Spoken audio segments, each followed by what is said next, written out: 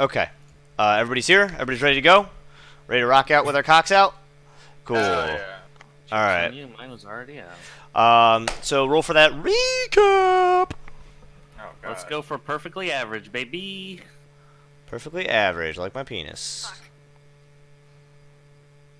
Oh, 3. Damn it, I don't get to do it. I got a natural 1. Lucky. No! And 18. No, you got a nat 20. 20. The 20 chooses. 20 You chooses. choose who does Good, the yeah. Soup! Soup! Save me! Oh yeah. Alright, we didn't do Jack last session.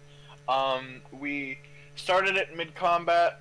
I took over Carrick. We ran around. There were wolves all around us. We grouped up in a clump. We banished. We did some attacks. We did some sorcery. There was some teleportations happening. It was a hard combat. We then did the wolf explosion early. Volrune almost died, and then we finally ran around trying to convince that second lady, that dumb bitch, to give us her wolf. She wouldn't give us her wolf. There was some good RP about that, about, why don't you give me your wolf? You're a disgrace to Freya. Fuck you, it's my wolf. That was how the conversation happened, and it went on for 20 minutes or so. And then, we eventually decided to just use Ivorus for the second wolf explosion. It worked because we rolled like a 30, what was it, a 40% chance? 45% chance?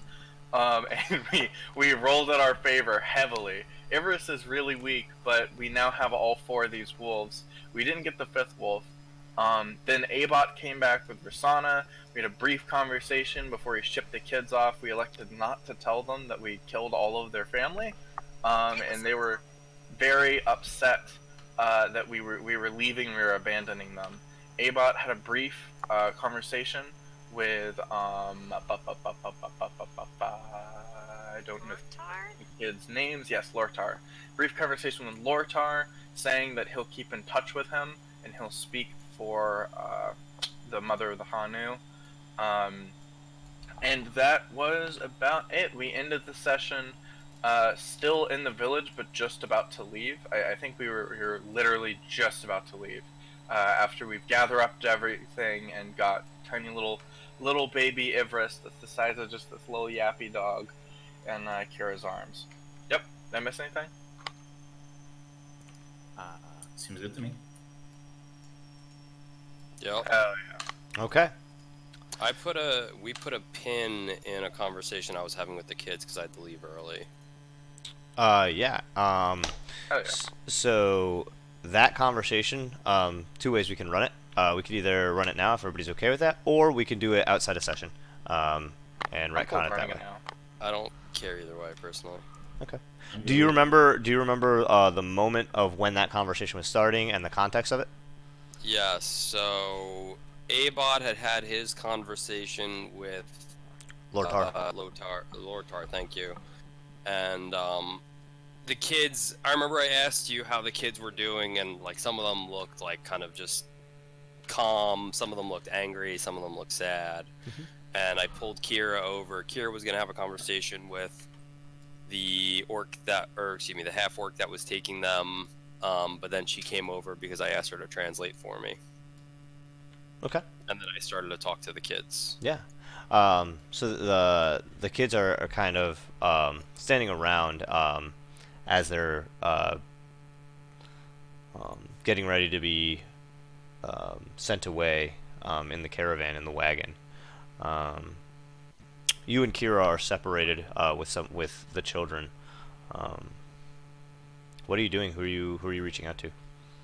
So I was talking to all the kids, and I said, you know, I think I said, do you know why you're leaving? And I forget, one of the kids said because it was the girl, one of the girls who was more mature. She said like because it's not safe with you right, guys. that's what I thought. Yeah. But then one of the other kids said something else, like she's abandoning us or something. Yeah, so it was hold on a second. It was Ovak told you that it is unsafe with all of you. Yes. And Bajak said, "No, Mother is abandoning us." Right. All right. So I want to like kind of, I say this to everyone. Like I kind of project my voice that all the kids can hear it, but I say it like, I'm Well, looking they're all close to you, and the conversation is isolated. Yeah. Okay. I want to kneel down then, because if they're just standing, I want to kneel so Yep. I'm on eye level with them. And Kira is kind of in like a half squat next to you, kind of like bent knees, kind of. So you guys are all at the same level, eye level with the kids. Yeah.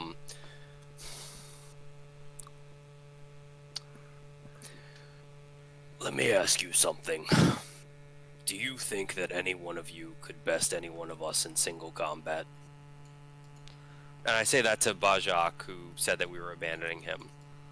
And the kid kind of looks at you as you say that, and you can see the anger that he's been exuding throughout all of this, kind of just as he stands there in the light snow. He looks over at the other children and then looks at Kira and then back at you and down at the ground. And you see that his fists are clenched tight, knuckles white, as his chest kind of heaves in and out. And you're not sure if he's holding back tears or if it's just rage in this kid. If that statement seems to irritate him, I would follow it up with, "It's not a challenge, boy. It's just a question." And he kind of slowly raises his head to you and says, One day I will." But not today, right? Again, fists clenched. Looks down at the ground, and one of the other children comes up to him, next to him. The small Niga kind of comes up, looking up at Bajak, 2 years older than him, and kind of reaches out to like almost touch his elbow. Bajak pulls away, and Niga kind of looks at you and says, "You've always trained us. Family first." I nod. We, even if we could best you, wouldn't. And as he says that, and as Kira translates, like as he says it, Kira begins translating. Bajak turns to him, pushes him, looks back at you, and says, "You are abandoning us, and we will become stronger than you, and we will find you." I bring up that example because the 5 of us together, while facing one enemy, have already lost one of our own. You never met him, but he was a good man, a good fighter, and he died. So if the 5 of us together can't defeat an opponent, and none of you can defeat any one of us, then what does that say about your chances if you continue to travel with us? He's looking at you, and Do you think it's likely that yourself or one of your brothers or sisters would die if we can't protect our own who are more powerful currently than you are? Doesn't it seem likely that at least one of you will die, if not multiple? And unless he answers me immediately, I let that sort of hang in the air for a couple seconds. And I say, we're not abandoning you. We can't protect you. We can't. If we can die, and if we can't stop that, we sure as hell can't keep all of you from dying. And at that moment, you see Bajak's kind of lower lip is like starting to tremble, and that's when he spins on a dime and starts marching away. back towards the wagon, and that kind of ties back into that moment. The three other children closest to you, Niga, Ovak, and who would it be? Be Consif, are kind of standing there as Bajak storms away. The three of them kind of just looking at you understandingly as Bajak storms off back towards that wagon. And have the expressions of any of the other children changed at all, or are they still roughly the same? They're It's so they're sad. it's roll an insight check. I will do that. Throughout these conversations, Anything. they've all been kind of trying to trying to understand, and it seems that there's a sense of understanding washing over these ones. Bajak, it just blinded by anger. We're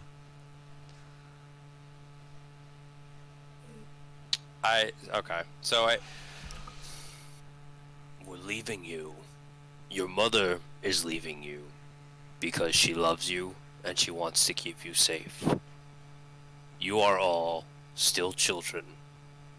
I don't mean this mentally or emotionally, I mean this physically. You're not strong enough yet to take on what's out there.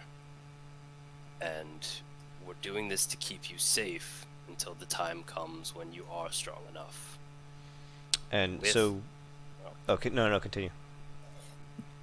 With growing up with Kira's family, with your family, you will grow stronger, you will grow wiser, you will grow smarter. You will all figure out how to work together, but also where your own strengths lie and how you can excel. This is what we hope for you when we leave, and hopefully, should we not fall, but if we do fall, that you will be able to succeed where we do not.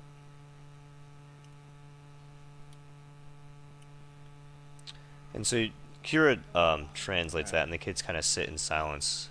And she finishes your piece, and you know that she's translated what you said, and then she continues to speak in Orcish as you stand there. And this is the speech that she was giving to the kids right before she brought them all to the wagon, put them in the wagon, and then they were set off. Okay. So you said your piece. The kids kind of looked at you understandingly, some of them a little more settled, as Kira then says her farewells. The kids are put into the wagon, and Abot has his conversation with Lortar, and then the wagon and the caravan sets off. I want to say something else. I say to the one girl, I forget her name. Ova. I say it. Yeah, thank you. Who seems to be the most level-headed, right, and kind of like understanding. Like she's not cold, like she's not like sociopathic cold, just like whatever. Like, but she's like understanding things, right? Mhm. At least that's what it appears to be. You need to keep an eye out for your brothers and sisters, especially Bojak, who like stormed away. I'm concerned that nice. I'm concerned that his lack of understanding will grow into hatred and vengeance. You need to keep an eye out for the emotional well-being of your family.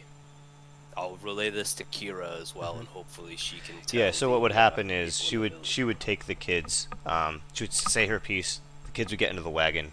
You would kind of stand there thinking about you have more to say, and you'd walk back up and you would say this to her as you guys are all kind of huddled around the wagon as Ava is finishing his conversation. You would go up and say that last piece. Kira would translate to Ovak, and as she always does, she looks at you and holds her tongue and says nothing more than what's needed. And she says, I will look over them as I look over baby Yuri. And Kira translates that back to you. Okay.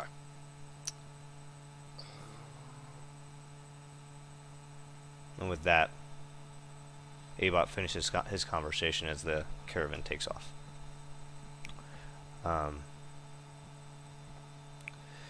You guys are left in the center of the town. The dead have been buried. The bodies of the wolves are still burning.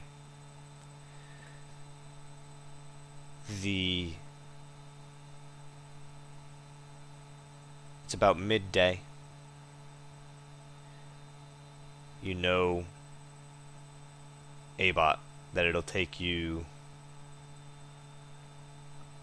the 3 or 4 days to get, if you go back through that the fog path, 3 or 4 days to get back to the market, and then another 8 days or so to get to the center, or towards the center, where from there another day or so to get to the docks, or another day or so the opposite direction to get to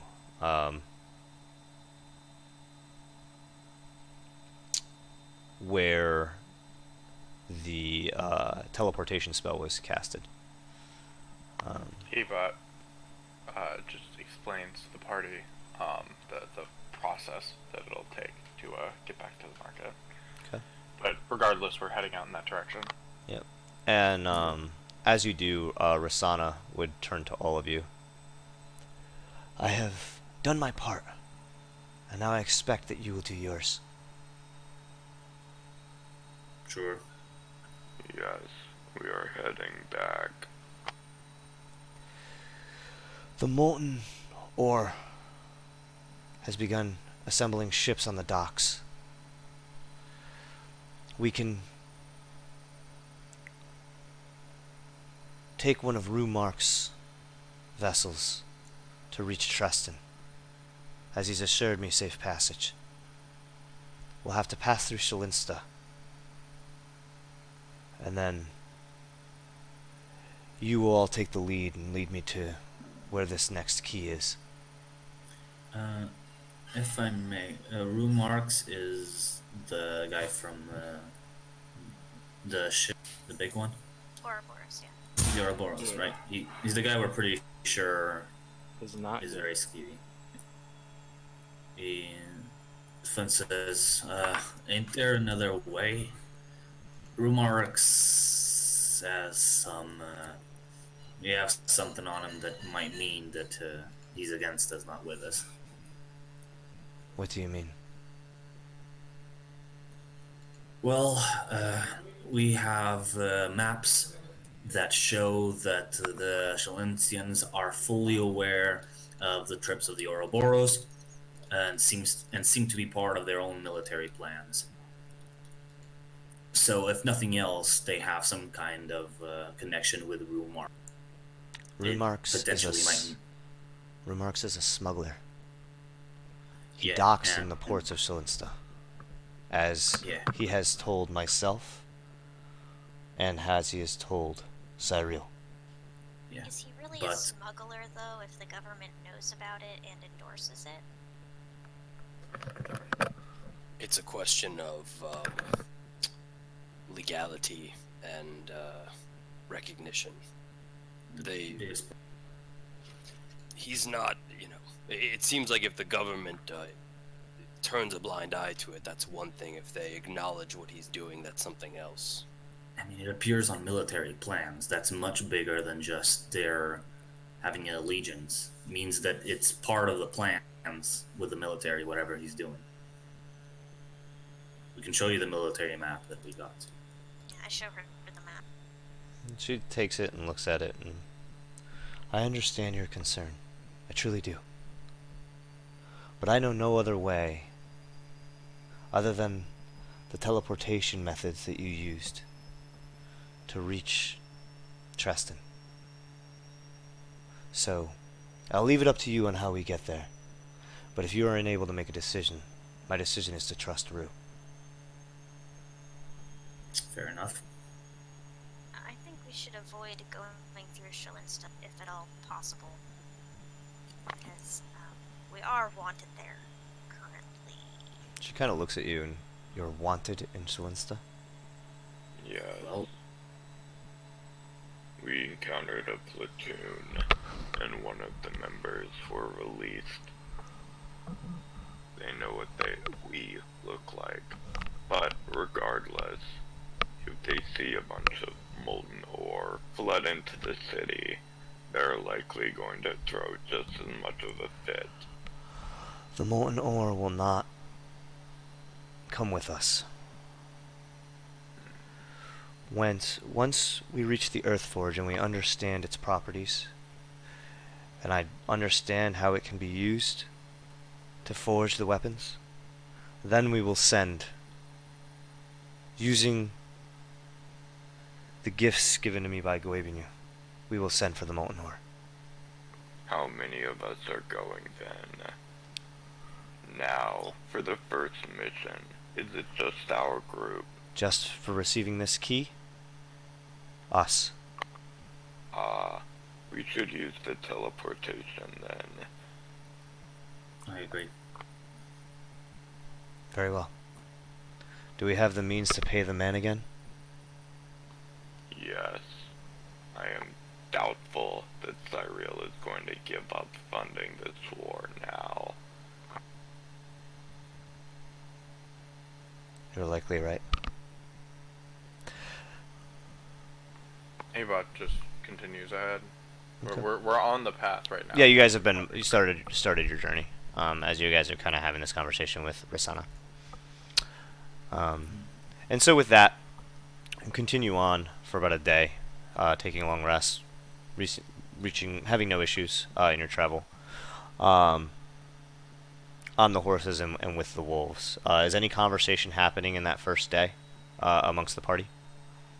Ebot is just asking Carrick what his new abilities do and how they've changed, and what the process was for accepting Kothar into his big ol' heart. I explain everything. You don't have to RP it if you don't want to, but you're more than welcome to if you we do. don't need You know, the only thing I want to RP is, I don't know. I just can heal a lot now. I can heal a lot. It's kind of lame. Did I also hear that you brought the baby back to life? Yeah, but I could have done that before when I had my powers that were cooler. These powers are kind of lame. I see. Greatness to Kothar and all of that, you know, be great. I've never met a cleric as devout as you, Carrick. Truly, every day surpassed my expectations. You know, I'll tell you, it's the Kothar thing is easier than Goebniu. Goebniu wanted me to sacrifice all of the bots. Yeah, such as I'm yourself. aware. Yeah, believe it or not, I heard about that one. Oh, okay. I do believe it because I think we had a discussion about it. Yeah, you told me. Yeah, but Kothar just wants me to be great and to achieve greatness. I mean, self-improvement. Who can argue with that? Wow. I mean, sounds like a really good deal, all in all. It's a win-win. When he's talking about how Kothar just wants him to be great, I put my hand on his shoulder and say, "Me too, bud." So as you guys are kind of making this joke, Yeah, about to say get jest. I need a yeah. You guys are kind of like having this like comedic moment. Carrick, roll perception check, please. Your powers fade from you. No. These were shitty jokes. You're not great. Yoink. I have a feeling something's going, but it's a 7 total. You see ahead of you as Rosanna's walking alongside Kira, and they're kind of having a small conversation. She looks over her shoulder and kind of just smirks like as she looks at you. And like it's almost like a very faint like giggle or chuckle. Kira, as that happens, you guys are having a conversation about the kids. She looks at you and she says, "At least he can be funny about it." Wait, you cut out. What'd you say? At, At least at he least, can what? at least he can be funny about it. Hmm. There's a love triangle of dwarfs. There's a love triangle. Triangle. Like a No, line. it's a straight line, motherfucker. I was talking about the other one that like he wants to be with but doesn't want to Yeah. be with. But I guess she's not a dwarf. No, she's. It's a dwarf, a human, and an elf. Yeah. Tales old as time. Yep. You guys continue your conversation. I think that was it. Yeah. So, kind of simultaneously to that, Rasana would come up to you, Kira, and kind of put on a hand on your shoulder, and he's like, "How are you doing, love?" I could be better, but leaving the kids was for the best. I understand. I've done the same with mine. It's hard. I just nod. And as you kind of nod in that moment, you see her kind of look over her shoulder and then turn to you and say, "At least he's being funny about it." Do you respond? I just kind of chuckle. But it's interesting to me how, despite everything the five of you have been through, you're able to still laugh, smile. I'm scared of what's coming, Kira, and I think you've done the right thing by entrusting your children to another. We're all just doing the best we can. Might not be the best, but it's what we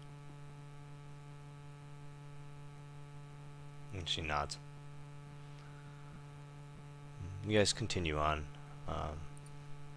Jokes and conversation going on through as you reach the fog path that cuts through the mountain sign. It's now been 2 days of travel.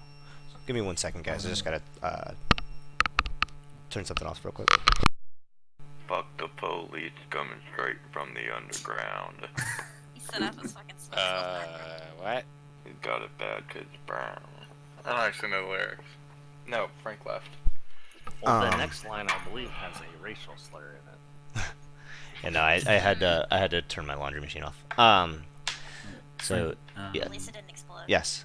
When we're getting close to during the first night, I'm gonna take a piss of chalk and Take a draw. piss. Just take it. I'm just gonna. I'm gonna take a piss. Length of the chalk. I will attempt to improve my English. I take a piss of chalk. Yep. God, And, finally. And I draw a small sigil on Nathaniel's carver, and I shift the attunement from the Warhammer to. And then, while still in camp, I want to go find Kira. Okay. So you guys have made your encampment, and you sit in your tent and draw your sigil, and it fades from the hatchet as you finish it on Nathaniel's carver. You get up and you make your way across the small encampment, and you see Kira standing there, kind of two of the wolves next to her, as she's kind of rubbing both of their heads, and the two heads are kind of nuzzled together, and she kind of looks up at you. What are you doing? What are you saying? Yeah. I get close and I sit down. Say, "Hey, how are you holding up?" I'm alright. I really need to go hunting though. Everest is looking a little, too skinny for my liking. And in that moment, Flint, you kind of look down at one of the wolves, and you see this is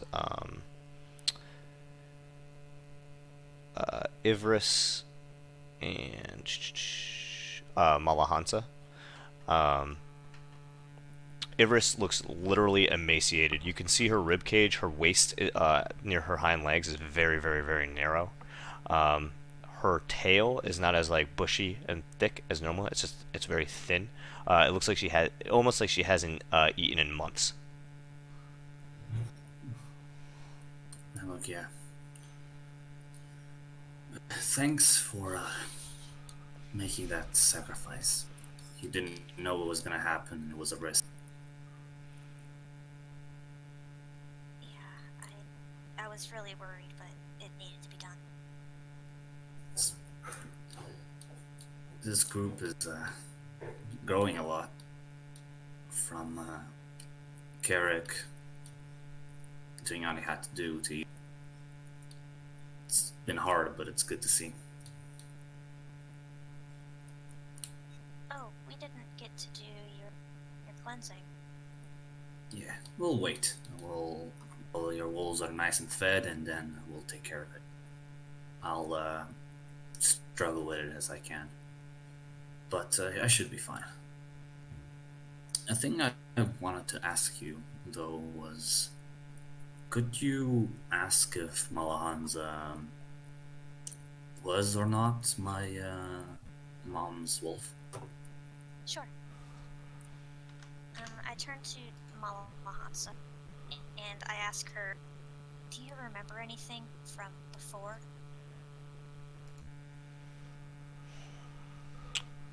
Some time passes as you ask that question, and the two wolves have been kind of nuzzling each other.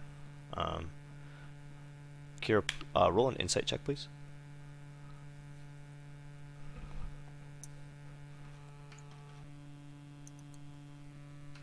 12.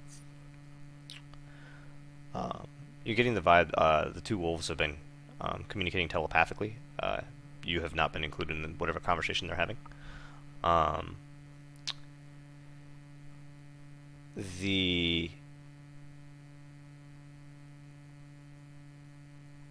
couple moments pass, and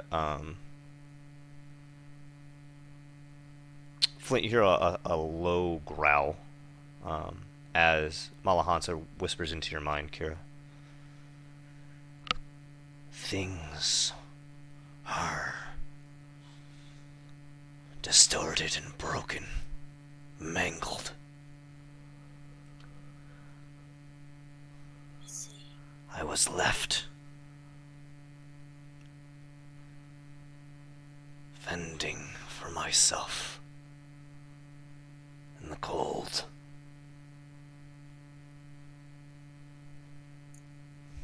I learned to hunt as my bones twisted and melded.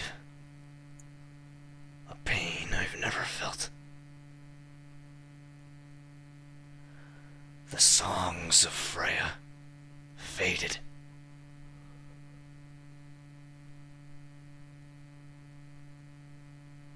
Before that,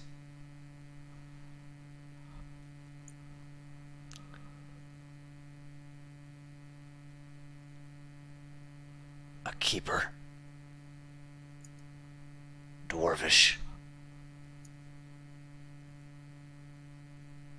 Do you remember her name?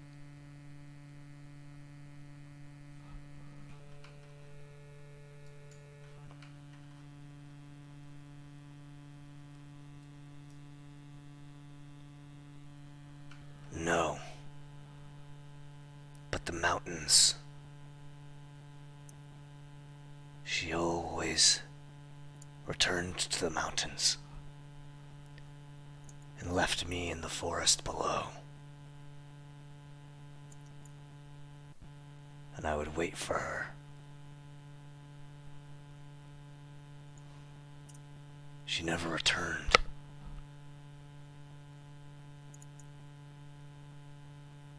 I see. And soon I could no longer hear her thoughts.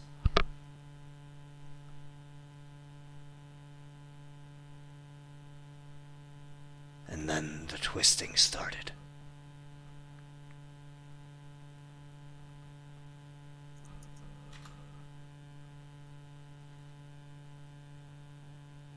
I turn to Flint and I say, she doesn't remember her keeper's name, but she does remember that she was dwarvish, and she always returned to the mountain. So I think it was likely that Yeah.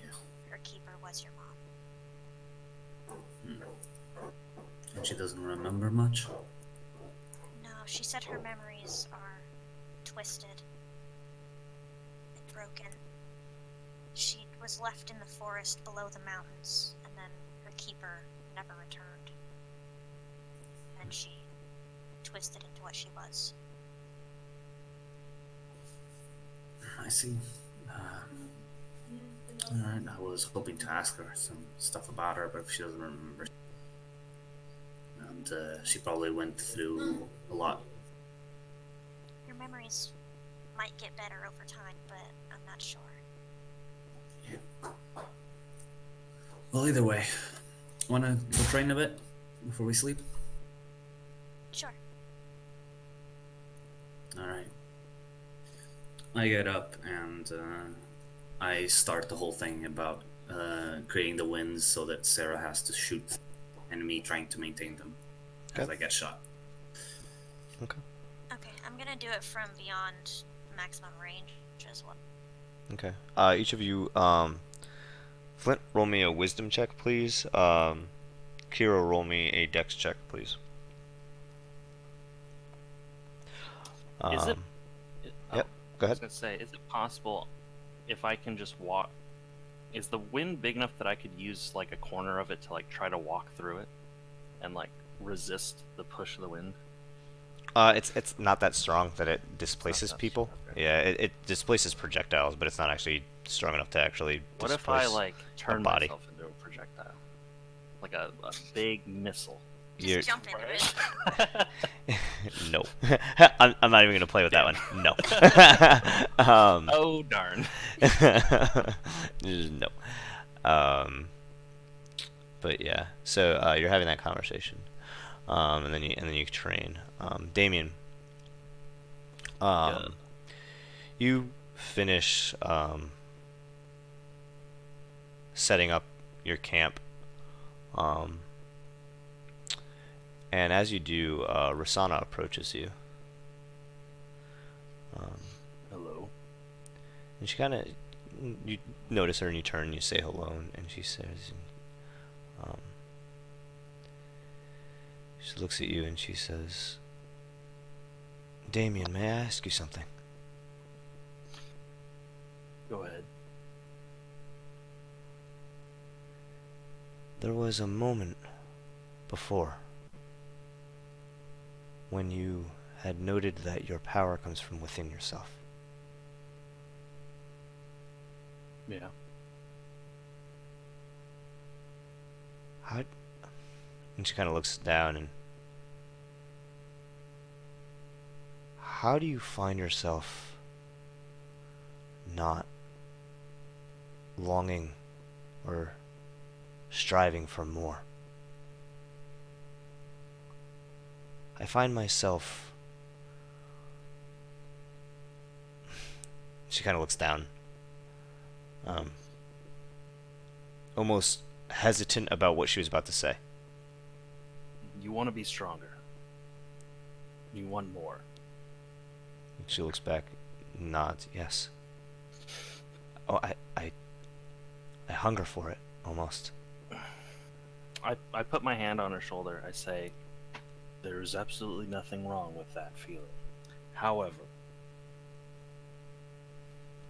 it's about what you use it for. Is it for your own selfish gain? Is it to protect your friends, your family, your country? That's what What scares will you me. use it for? It's not even. There's no goal in mind. And that's what scares me about it. It's just I want more. I Alright. find myself Let me- thinking about what I was before and what I am now. Let me And- ask you this. Do you think of yourself as a good person that does good more than evil? If you had to choose to hurt someone or help someone, what would you do? I don't think it's that easy. I I can't mean, say that would I hurt someone or help someone. It depends on who the person is and what they've done and why True. they are here or there. okay, let me phrase it differently. If they are perfectly neutral, equal good and bad, are you willing to hurt them and prevent a possible evil in the future? Or are you willing to help them and try to increase that, and then I air quote, good meter? She kind of chuckles when you say good meter. Mm. Absolutely, I want to drive them towards the power of good. All right. Well, if you can. Let me explain it this way. My power came from myself, but what fuels that need to get stronger is the fact that I want to help the people I'm around. I want to make this place better for everyone. That is what drives me forward. So, take some time, think about it, figure out why you need that power, why you have this urge to acquire more of it. Do you ever think that in your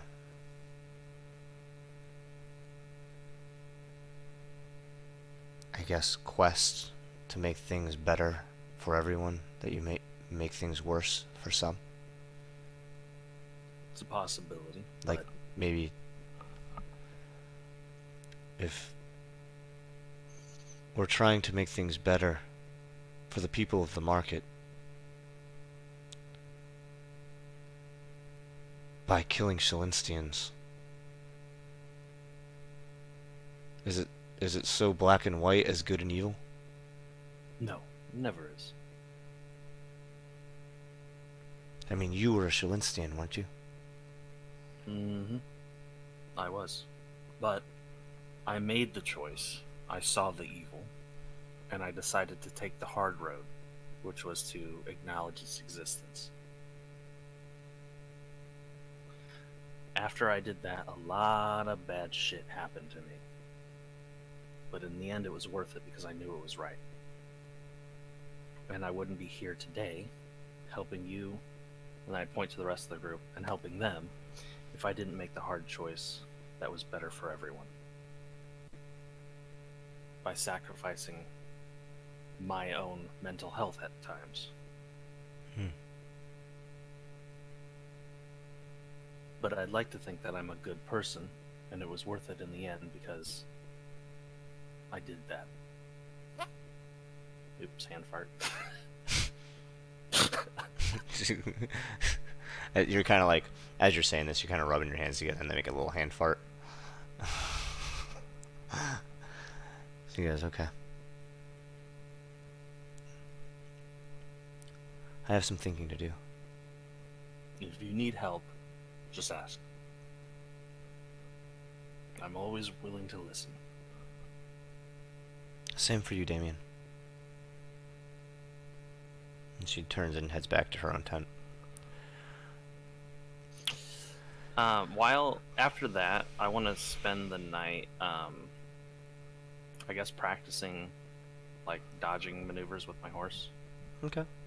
and, like, swinging my whip around while I'm doing that. Roll an animal handling check, please.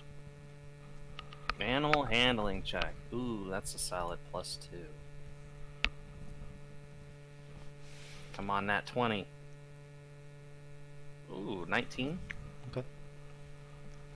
Yes, you spend some time training before turning in for the night.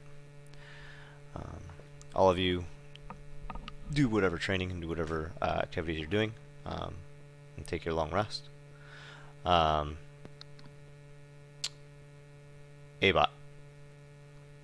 Yo, what's good? Roll me a perception check, please. I'm assuming you're staying in sentry mode during the long rest. Yo.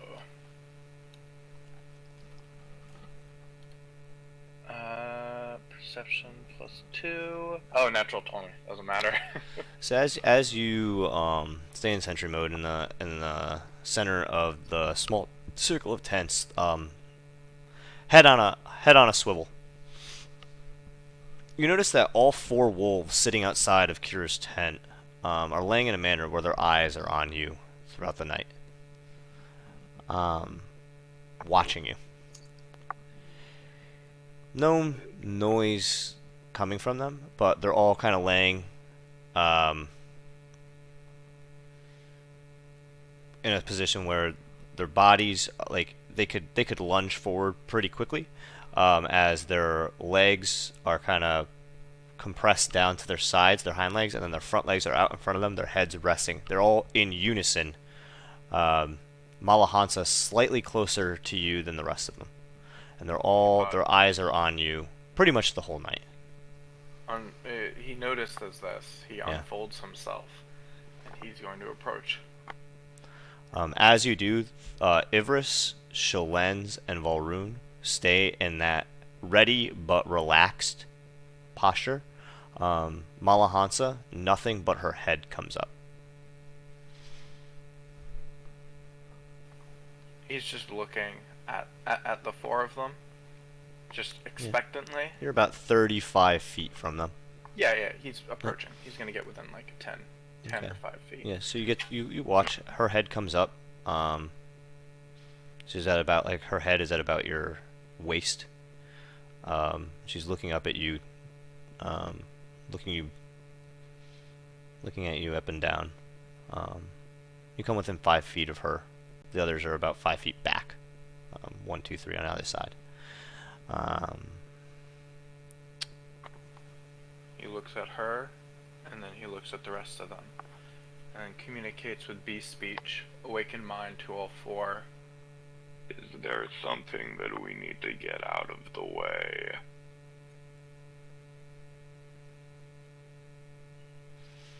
You hear, in a low growl from Malahansa, not telepathically.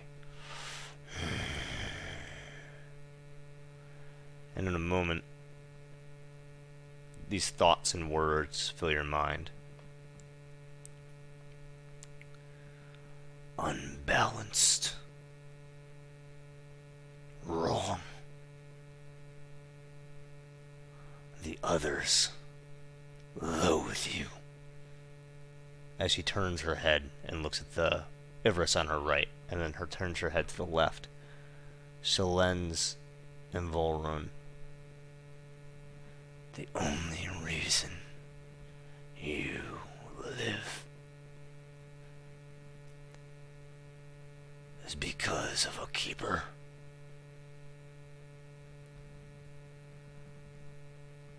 He just But- looks at him, and then takes a step forward, just sort of staring only at Malahansa. As you're staring at her.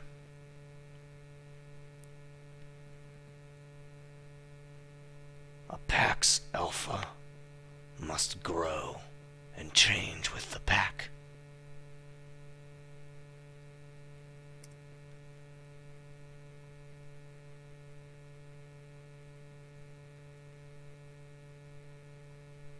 He's waiting until they're absolutely finished before starting to say anything. And you see just... roll another perception check, please.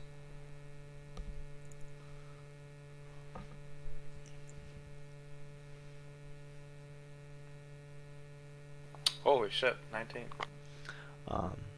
Ever so slightly, you just see the right side of her, like, lip kind of just twitch, showing a large canine, and then it folds back down. She finishes that kind of long, drawn-out growl, and those thoughts and images fade from your mind as she rests her head. Eyes kind of at the top of her brow, kind of looking up at you as she rests her head down. Still in that ready but relaxed position. Lets out kind of a gruff.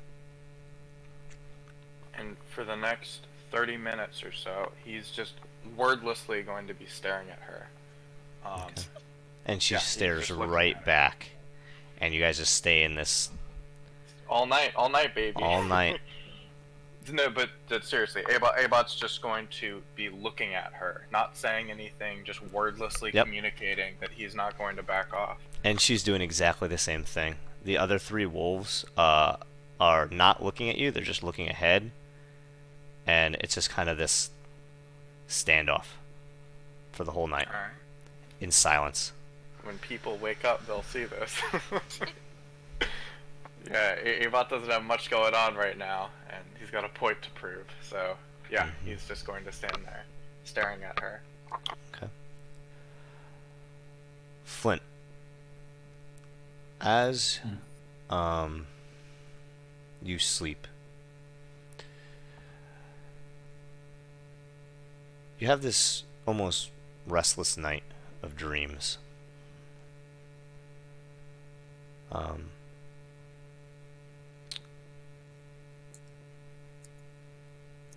Different imagery, different thoughts. Roll me an insight check, please. Second.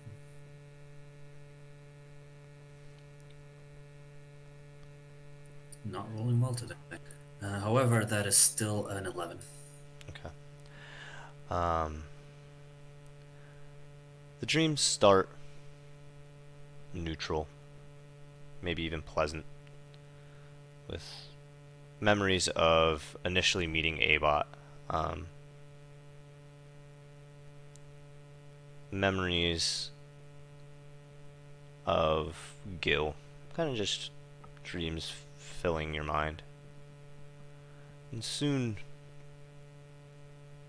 they start to change to kind of some of the darker moments. Specifically, when you were back in the Earth Forge, or the caves leading to it, rather. And those creatures dragging Damien away from you, and then dragging you to the other side of the cavern. And that large centipede-like creature skittering from one side of a small cave to the other as Damien then slices it in half from underneath. Next, the giant frog-like hypnotoad crashing down on you. And the large bird and deer-like creature that pierced your lung and then you broke its neck. And just these violent moments kind of filling your mind. And as these violent imageries, one after one, there's a slow grumble growing. Violent imagery continuing to fill your mind. And then the rage that you felt as Rasana stood at the center of that stage rallying the dwarvish crowd. And you weren't sure what she was doing, but you know that you were filled with this rage. And you hear that grumble louder, louder, louder, louder, louder. More.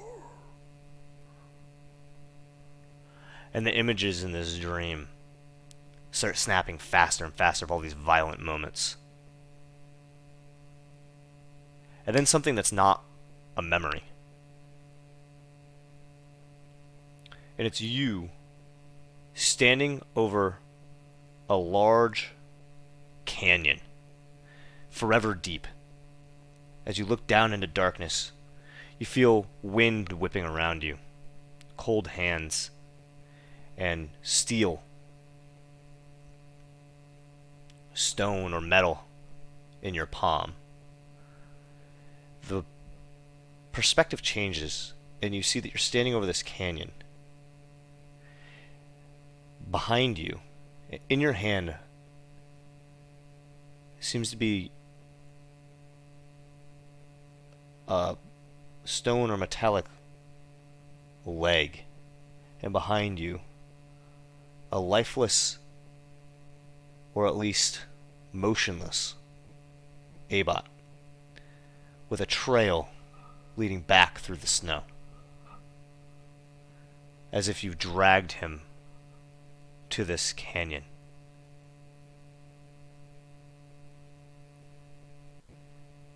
And in the next moment, you throw him in. Yes. You turn and begin walking the direction you came. Do I have any control whatsoever? No. Or can I attempt to take? No. This is not a lucid dream. Parts of you, as this dread and this fear begins to fill you. This might not even be your dream at all. As your eyes shoot awake, breathing heavily. This reminds you very much of that one dream you've had a while back. A few nights after Abot saved your lung, and you have that same existential dread filling your body. I slowly get up and I leave my tent. You step out into the cold air, and you look to your left in the dark tents. You look to your right, and you see Abot standing almost 5 feet from Malahans, and there's the wolf and this stone man, just locked eyes, staring at each other. Neither of them react to you. The 3 other wolves don't react to you either. You're standing out there in the cold, looking at them. All of Yo. you silent. Avon! Rotates his head over to him. Good morning, or it is still the night. What's wrong? The wolf is looking at you as well, Flint. Malahansa has given me a threat. I don't know how to proceed. He's communicating this in awakened mind to Flint as he's looking at him. Say, all right. You want to walk a little bit? Get a little bit of way of camp. We'll still have eyes on it, but go for a walk. Get away from the thing. Could you go on ahead? I do not want to let this fester. I will follow you. I just want to say one quick thing. Alright. Flint starts, at the moment, is there a place with snow? I don't know what you just said. You broke up. Sorry, in the place that we camped, are we close to snow, or are we just... Yeah, there's snow. There's a light coating of snow pretty much everywhere around here. Yep. Alright. I'll get a little bit of ways of the camp. And wait Ebot for... watches him trail off before he looks back towards her. And just speaking out loud, but still with beast speech, he starts up. Listen well, Malahansa. I will not say this more than once. If you intend on destroying me and cleansing me, do it now. But if you interfere with my ability to protect Flint, Kira, Damien, or Carrick, I will resist and I will destroy you. I saved Ivris. He looks towards Everest. I saved the other one. Fuck. Silence. He says to Lynn. I was thinking Volrudis, like, no I didn't. And they saved you. Kira would not be alive if I were not in this group. You are only pure and clean because of my actions, and I can unmake you. He just looks from her off towards where Flint was. Flint is more important than this petty squabble. I do not care. But He's just looking back at her now. do you intend on destroying me against Kira's wishes. There's a moment of silence.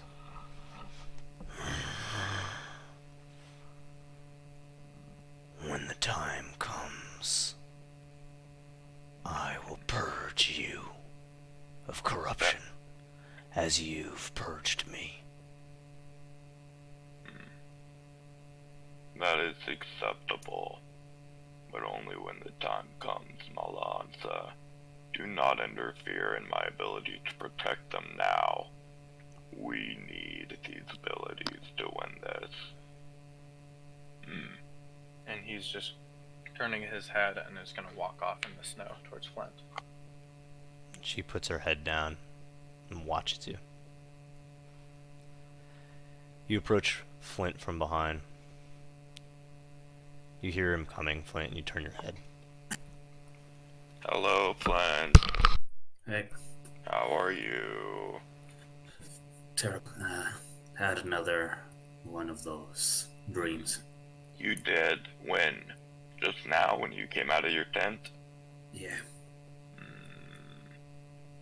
Well, this is... I heard a voice. More. Yeah, and I was happy when it showed me an image of me destroying you. I Well, don't know what it wants. There are so many possibilities. I do not know.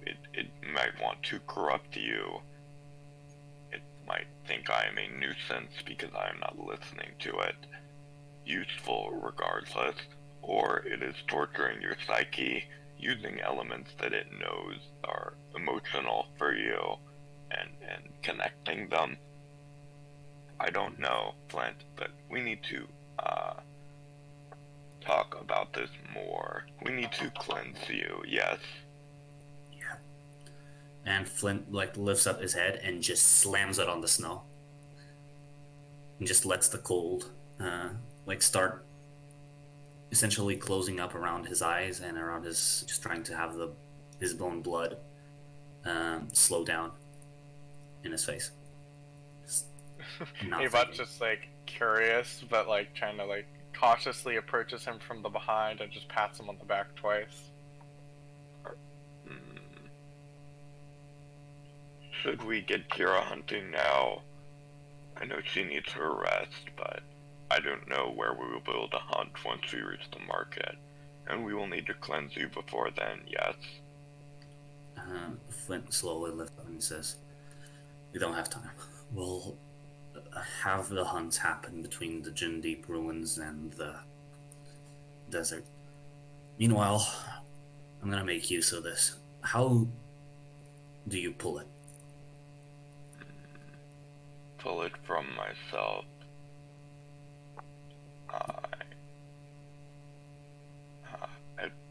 At first,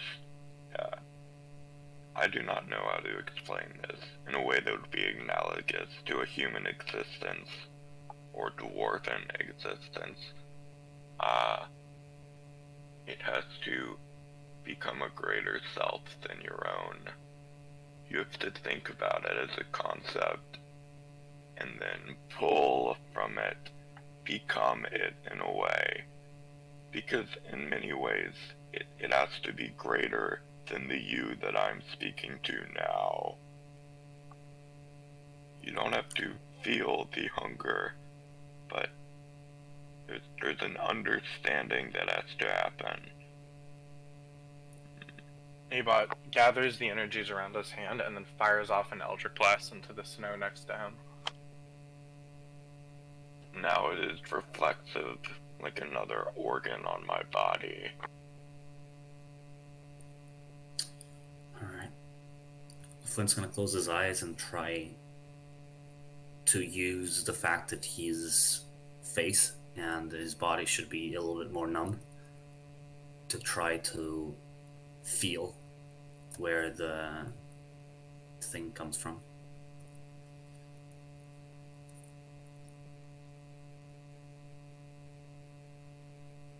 Abot watches very curiously, but incredibly cautiously. So you begin to dive deep within yourself, feeling kind of this trance wash over you as you, for the first time in a while,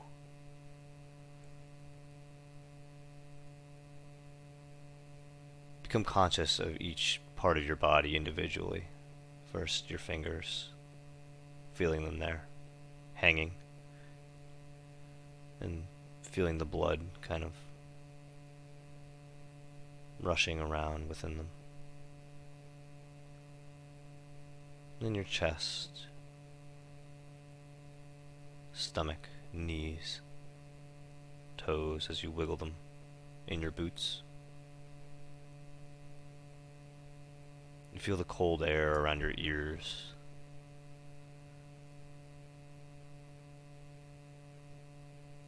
And you feel tension in your jaw. Your teeth clench as this cold. You're not sure if it's the air and the brisk, or if it's something inside you.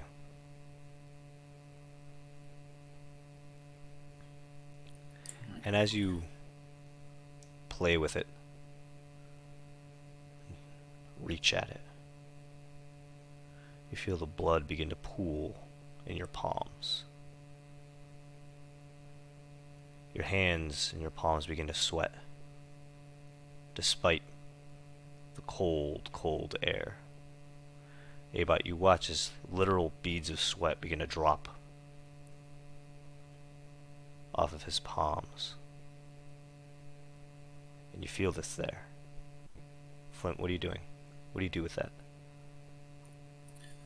As I try to, without remembering and saying the incantation, I'm going to try to channel it into, reach out for my axe and try to channel it into in the same way I would do for the energy of a moonlight, but without trying to reach the incantation or anything of the sort. Just try to pull it out into the axe. And as you try to do that and you try to use this energy, you feel it almost pulling at the strings in the fabric of your mind as you try to use your power without the words and motions that use it. And you pull through and you feel this aching sensation through your mind, and it begins to hurt more and more. Do you continue to pull? I do. And you begin to continue to pull. Make a wisdom saving throw, please. Abot is watching like with the most concerned, like That's an horror, 18. curiosity. And you begin to pull. And as you do, your hand, you feel it clenching tighter as the axe appears in your hand, but you simultaneously get this like mind-numbing, splitting pain shooting from the above your left eye back around to the back of your head. You take 3d6 psychic damage as the axe appears in your hand.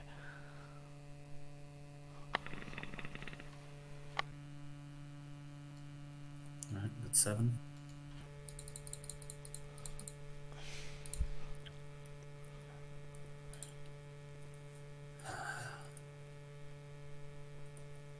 Can be used. It hurts like a bitch, but it can be used.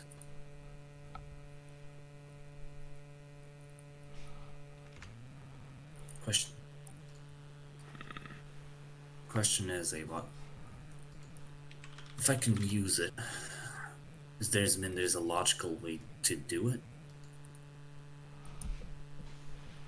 I don't know. You think it needs to be something you understand, but I don't know how it would work with you, Flint. I don't know if it would just kill you. I'm afraid that that is the case. I'm not really scared of dying. Yes, but I am scared of you dying. Regardless, I'm not letting it just do whatever it wants. If it wants to continue, you'll have to be happy with the fact that I'm going to play with it, prod at it until I understand how it works. And then it's mine.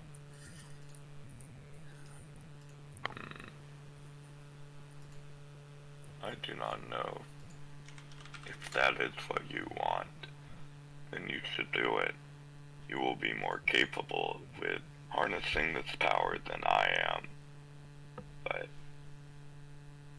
I urge caution.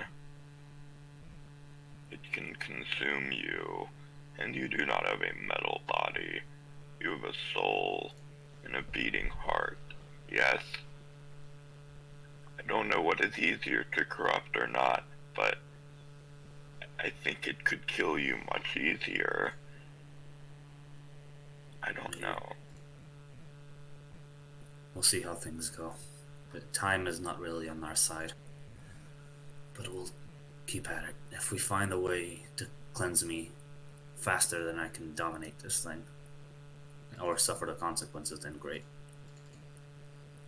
But I'm not gonna allow it to just fucking harass me whenever it wishes. Alright.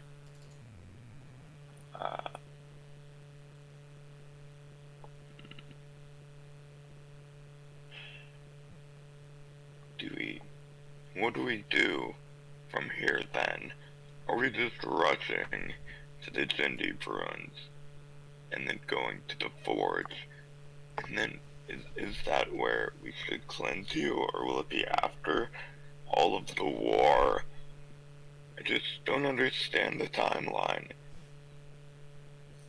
Well, I don't either. I don't think I can even look forward. We have to first see what's up with the Jin Deep and know what's gonna come with that before we can actually make any long-term plans.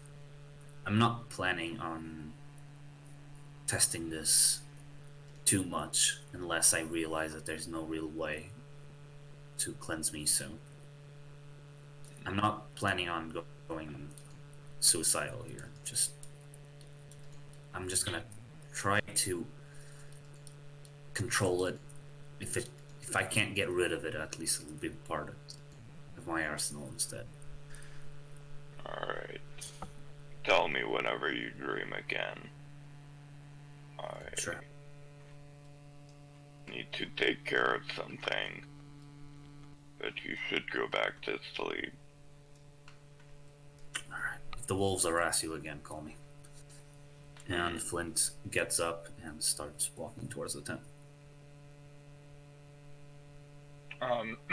Abot's going to walk back and start approaching the wolves. Okay. And as you do, when you come back into the circular tent, you see that Malahansa has just been watching the direction that you walked off in the whole time. It's basically she's just keeping her eyes on you as best she can at all times, it seems. With beast speech, he's going to communicate to them. You do not need to sleep, I assume.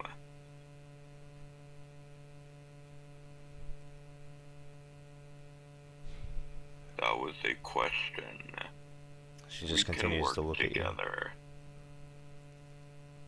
I want to go out and hunt because I do not need rest. If you do not need rest either, you should join me.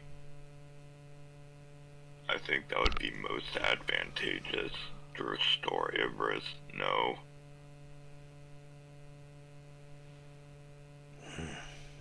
The hunt will not restore Iris without the Keeper's offering to Freya.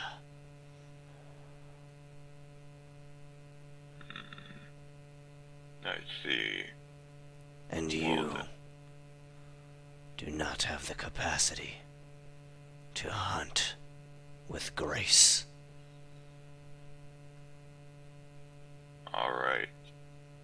I have no more words for you, dog. I'm going to go back and watch. He just leaves, goes back to where he was sitting initially, and isn't looking at the wolves anymore. He's just ignoring them, looking out into the blizzard. You're ignoring them, and the other three aren't like as aggressive as Malahansa is being, but she's watching you, and you know that out of your peripheral, and you can feel it. Fair enough. With that, the night goes on. The next morning, everybody wakes up and you continue on. Over the next 2 days, you make your way to the fog. Did you see what I said in chat earlier, Frank? You said a lot. In my tent, I wanted to look over myself for signs Okay. of corruption. So you will see that the corruption that was in your toe has now spread up to about halfway up your shin.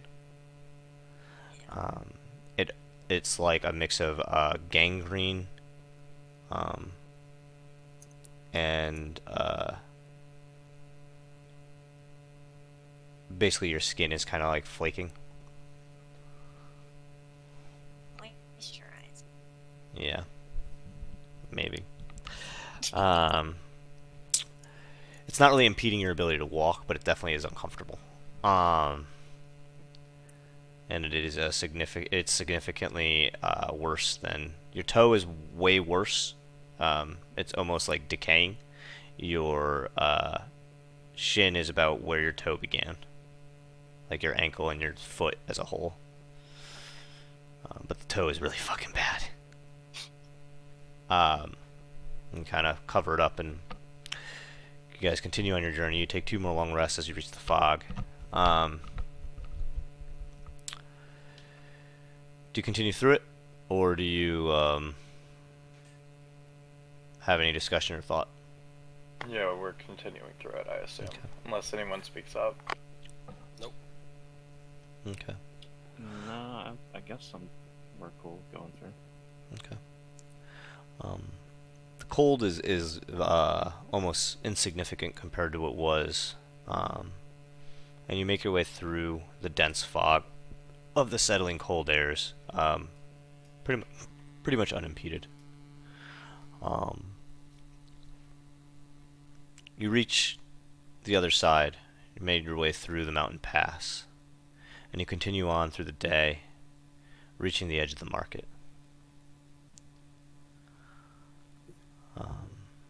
As you reach the edge, Rosanna would turn to you, Abot. So, do we intend to just make our way and try to convince the man to teleport us again? Yes, that is going to be our intent. I do have an errand I need to run. Where? Rosanna kind of turns to you. I commissioned a cloak from Carrick's friend, Ada. And it should be done now. I just need to pick it up. Do you remember how many days travel that is?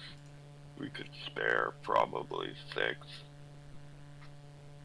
Carrick, do you know where it is from here? Frank, do I know this from here?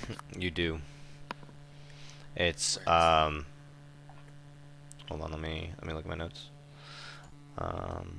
It's actually if you guys are going back to the teleportation, it's just a little bit like you have to walk about half a day past it.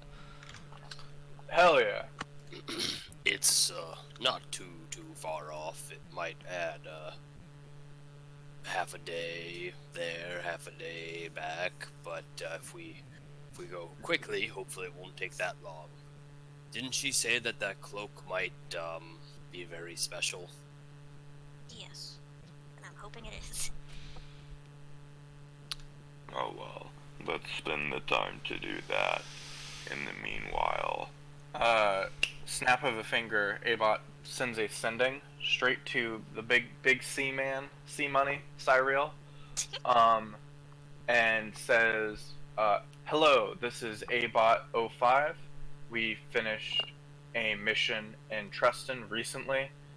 We need another use of the teleportation. Can you pay that and then he's going to send the exact same thing, spending a second spell slot to Bombera, except instead of saying Cyril, he's going to say and explaining who I am. I'm just saying I'm a bot.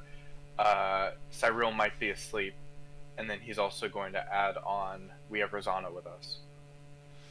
So you do get a response from Cyril. So did you tell Cyril that Rosanna was with you? Yes. Okay. You do get a response from Cyril.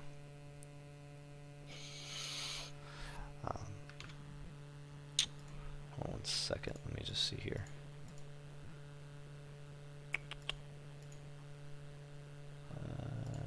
Bum, bum, bum, bum.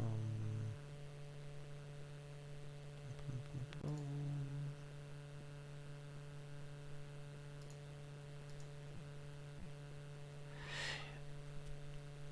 You get a priest. You get a response. The priest will be paid. Use him as you Wonderful. need, but be aware that if you do not succeed in this task, your dwarven friend,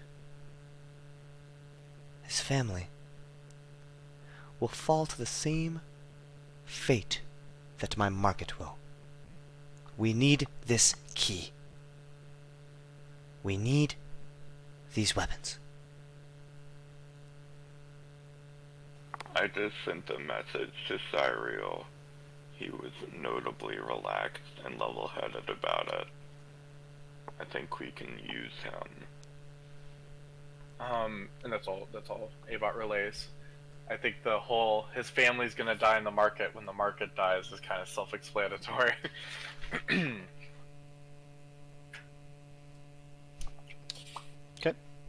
Is this fog like impeding our vision at all? You're through it. It didn't didn't impede you at all. So you guys continue on the 8 days through the market, seeing the different vendors, the people. Through those days, are you guys doing anything specific, or are you just continuing up to get the cloak? I'll just ask Kira if she still has any money left.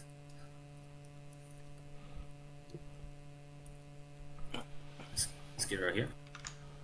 Womp She womp. said we are better. Oh well. Anything else? If she has, I'm just gonna go buy some apples, some oranges, Some fresh maybe just food. fruit. Okay. Yeah. Yeah, and that's fairly easy. You're able to buy some like fresh meats, some fresh fruit, some Damien will grains. give you the money for it. Would be depending on 3 days worth, be like 1 gold. Right. Yeah, I'll just pick it up and I'll distribute it around everyone. I'll say, eat this. Come on, we've been eating rations for like weeks. Come on, this is actually good food. Come on. Moving pass. a gold. Hey, listen, the food I make is bland, but nourishing. Why do you sound sound like that? He's in the I shop. had to pee real bad. Says, He used it is very vomitory. nourishing, but doesn't have the vitamins necessary. So just take it and eat. Okay. It's good for your body. Yeah, so you guys eat it, and it does taste really fucking good. You can just having like the actual like flavor and the juices of an apple in your mouth is just fucking awesome. It's been a while. Yum, it looks delicious. So you continue on.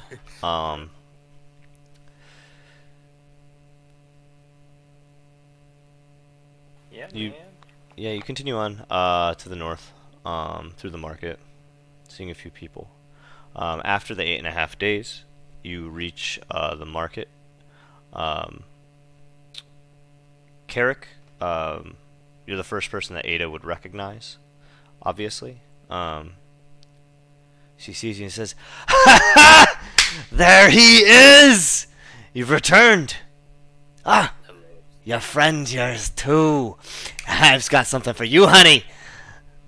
Pointing at Kira. As we're walking Looking up, forward to it. I pat her on the back and I give her charisma advantage. Oh, you're gonna be pleased with this! You're gonna be pleased indeed.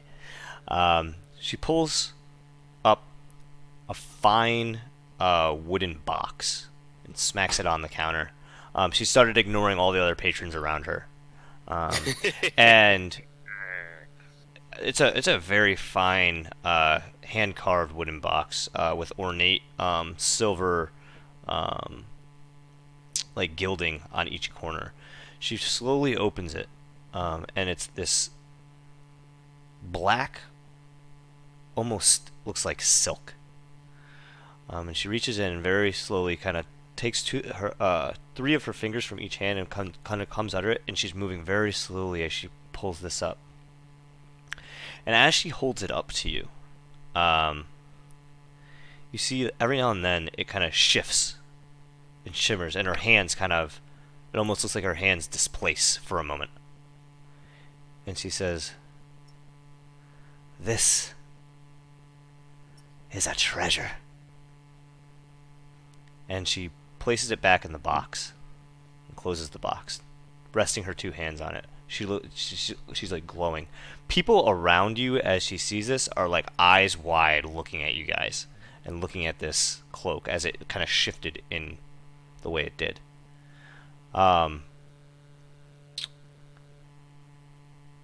She's resting it. Her hands are on the box. She's looking at you, eyes wide, big grin, between you, Carrick, and then Kira. Her hands are still on the box. What are you doing? I'm walking forward. I say, Ada, you've outdone yourself. I think I have. I think I have. You're pretty good. Have you outdone yourself? I think I have, Carrick. The stitching, I'm very proud of. I've also made an embroider. Of course. What? Do we all notice its shiftiness? You do. It's very prominent. Everybody around you noticed it too. It wasn't constant. It was every now and then it would just kind of shift once. Yeah. With the oh, go ahead. Sorry. I was, does that respond to the light, or does it respond to movement? It is based on movement. With the with how it shifts, it must have been a nightmare to work on. It takes a skilled hand.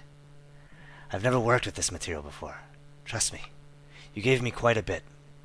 I had to remove the tentacles and paws. I made a few mistakes, but the main pelt here, it's whole. It'll work. What do you plan on making with the second pelt?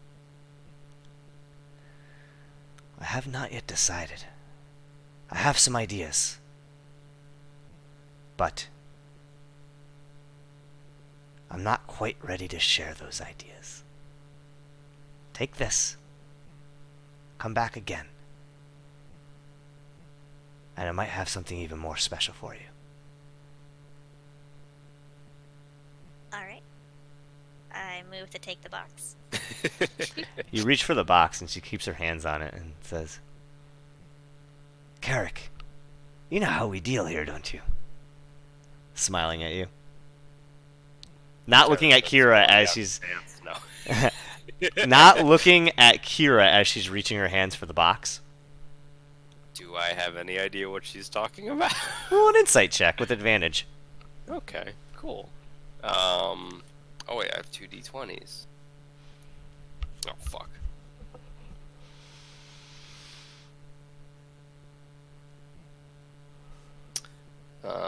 Ooh. Insight +8. That's a 26, baby. Oh, you know Ada well, and you know you kind of just know the way that the market wheels and deals. Just looking for a tip.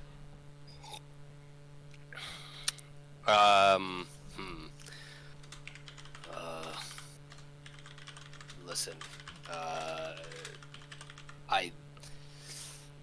I would love to give you something. I literally have 0 money whatsoever. I could give you a day's worth of food and water for yourself and for a lot of people.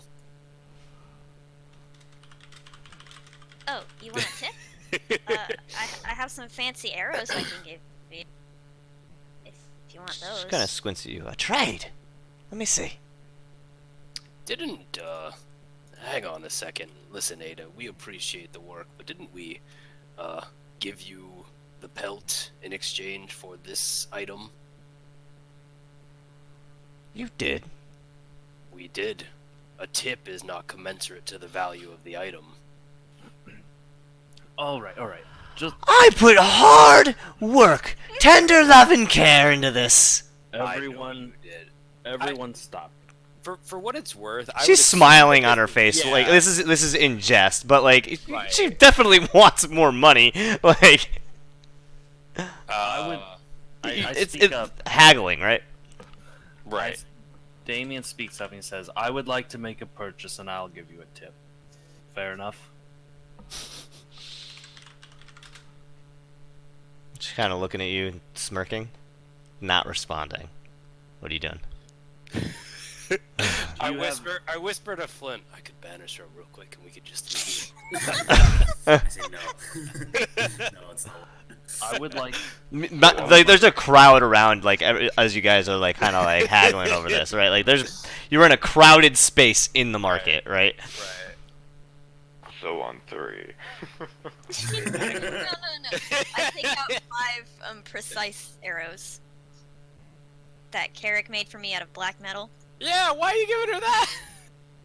I have not used them a single time, and they only work on a nat 20. Okay. I'm just giving her 5. I have 20 of them. Oh, okay. So you put them on the table and she kind of looks at you, looks at the arrows. They're made out of black metal found only in Treston. Picks one up, looks at it. Carrick, is this your work? It's different. Right. For a period of time, I was blessed by Guibniu. Blessed by Goyven. Yo, you're blessed. I use the cantrip light into my. So I kind of, you know how Goku does his Kamehameha? I'm not like doing that. Don't get me wrong. So the reason that I'm saying that my hands are like that is because light can be obscured if it's covering the object. So what I do is I take a little stone, I put it into my hand, I cast light on it, and I cover my hands this way because you said there's a crowd and I don't want a lot of people to see. Some people will definitely see though. They're like, there's people everywhere. There's people fuck, behind that's- on the other side. As long as you're okay with that. Yeah. Odd question. Do I know what her favorite color is? I'm going to have you roll a perception check as to see how well you were paying attention during a previous conversation from a long time ago. 14 perception plus 5 is 19. Yeah. Wait, hold on. Let me look at something real quick. You have it written I wrote it down. down. No, I don't have her favorite color written down, but I do have some stuff written down. Her blood type is O positive. She's a big fan of. Wait, it's like a turquoise color. Oh, okay. So I get a small stone in my hand. I cover it. I cast light on it to make it turquoise. And I say, yes, and now I'm blessed by Kothar. And I show, like, I open my hands enough just to see that there's, like, a turquoise light in my hand. I toss the rock towards her, and then in mid-transit, I dismiss the light. Point being, there are some things I used to be able to do through Goibniu that I can't anymore. So it was a collaboration, you would say. Just kind of looks at you. Nods slowly. Almost. Her demeanor kind of changes, almost like concerned. I'll take the arrows. Have your cloak, and she kind of pushes the box toward you. Kira as you take it. I grab it. Yep. Thank you, Ada. Nods. For what it- Looks at you, Carrick. Make sure she doesn't ruin that.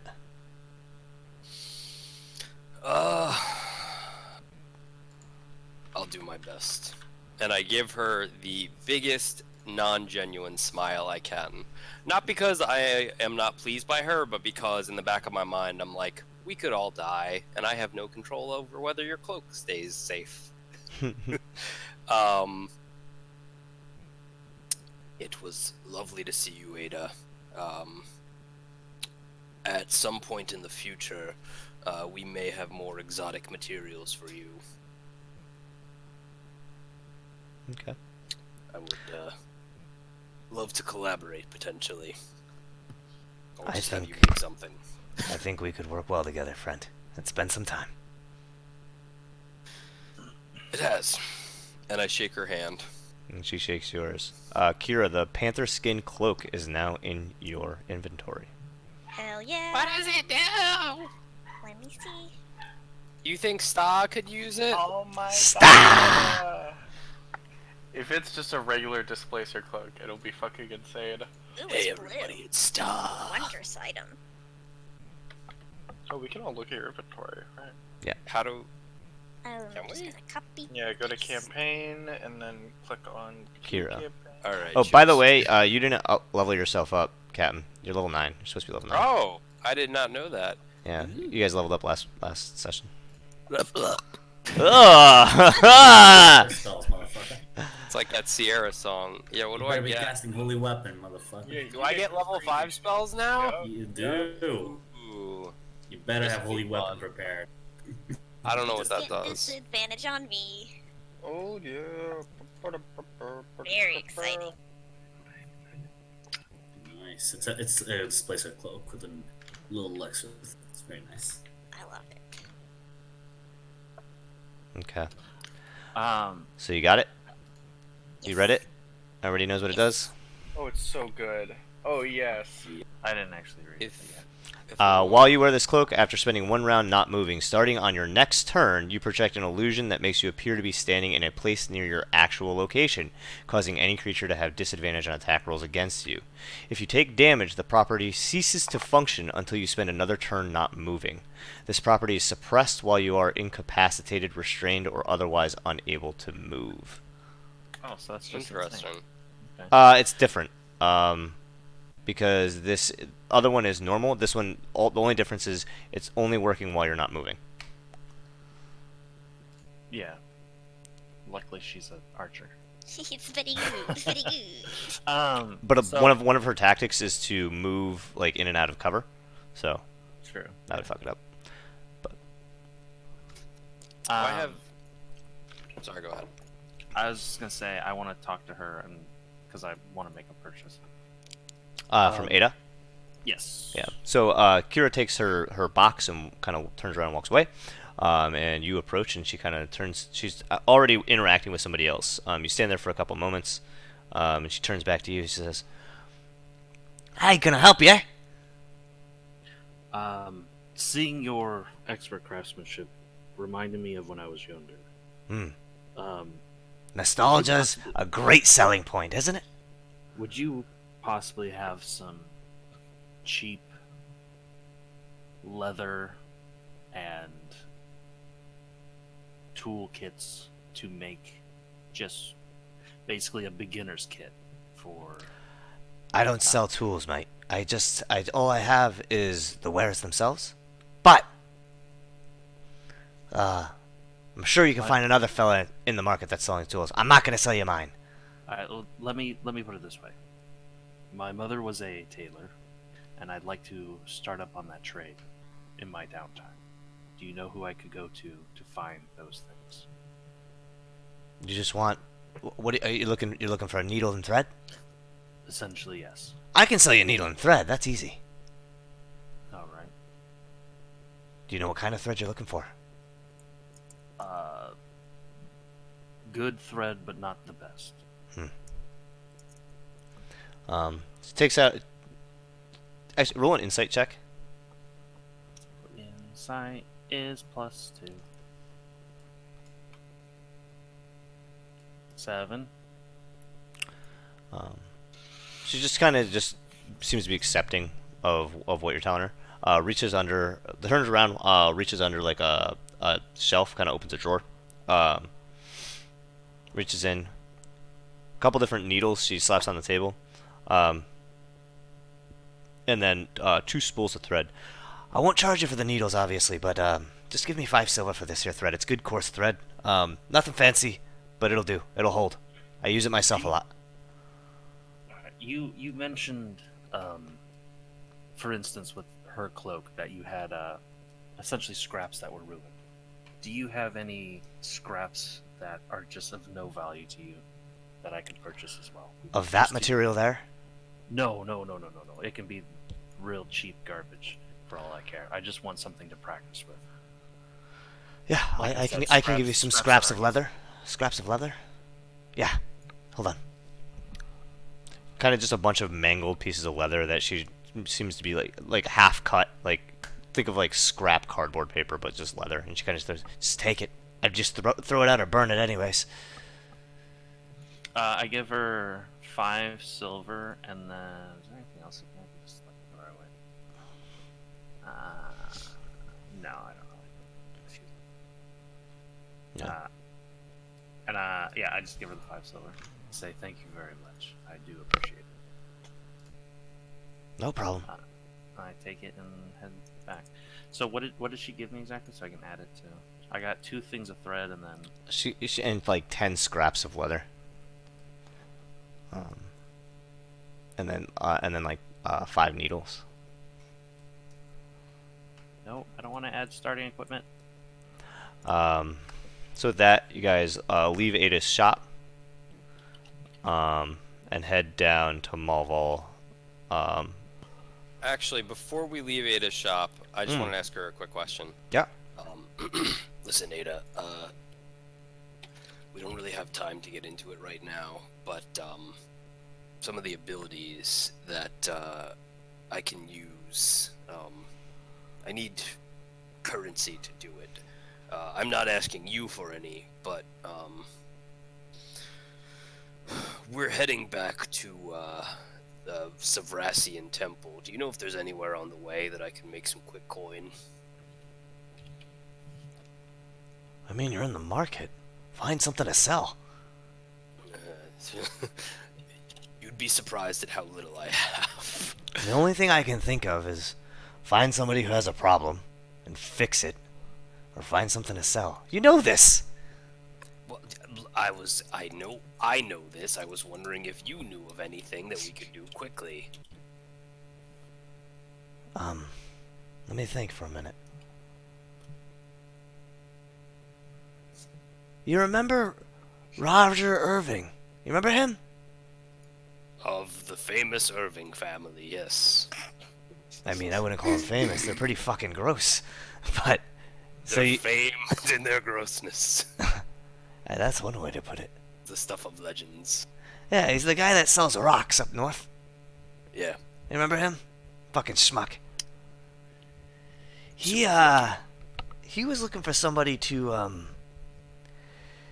dive into the ocean and find these stones of some sort. He called them something. I don't know. He's a fucking geologist. I don't know. Talk to him. He might have something for you to do. I don't know what he's paying. Okay. Fair enough. Yeah, but I mean, Garrick, just fucking make something. You're a smith. Yes. There's no way you sold everything you had in that shop last time I saw you. Last time I was up there. No, everything is gone. What do you mean everything's gone? You sold everything? And you don't have any gold? I can't get into the details, but let's just say financially I'm down on my luck. She's looking at Carrick. And she leans in really close so nobody hears you. Are you okay? Are you in trouble? Are these people gonna hurt you? Am I okay? No. Am I in trouble? Yes, but it's nothing I can't handle. Carrick, you're my friend. What do you need? How much do you need? No, it's not that kind of trouble. Don't worry about it. She kind of grabs you and pulls you in even closer. Carrick, how many times have you bailed me out before? Countless. If you need help, friend. The help that you gave me about the lead was help enough. I appreciate it. Carrick. I grab I touch her shoulder, and what color shirt is she wearing? She's wearing just kind of like a brown tunic. She's dressed pretty sloppily. I not very light. I cast light on it such that it sheds turquoise light, and Carrick, here. no, Carrick, take this off. Well, I figured it might give you more business for the next That's hour. I don't. Nope. Okay. I don't fine. want any of your showmanship. I- Whatever this is, I don't want it. Everybody kind of like looks at her for a moment as she starts to like glow. She's like, Carrick, nope. Listen, I'll keep in touch. Okay. If you, I appreciate the help. she reaches like on her belt and pulls a pouch and kind of puts it on the table. Just take this.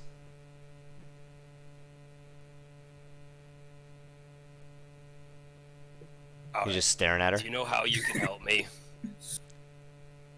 Yeah, by you taking this fucking pouch, take it. No, if you really want to help. Carrick, you're wasting my fucking time. I've got customers. Take this fucking pouch and get out of here.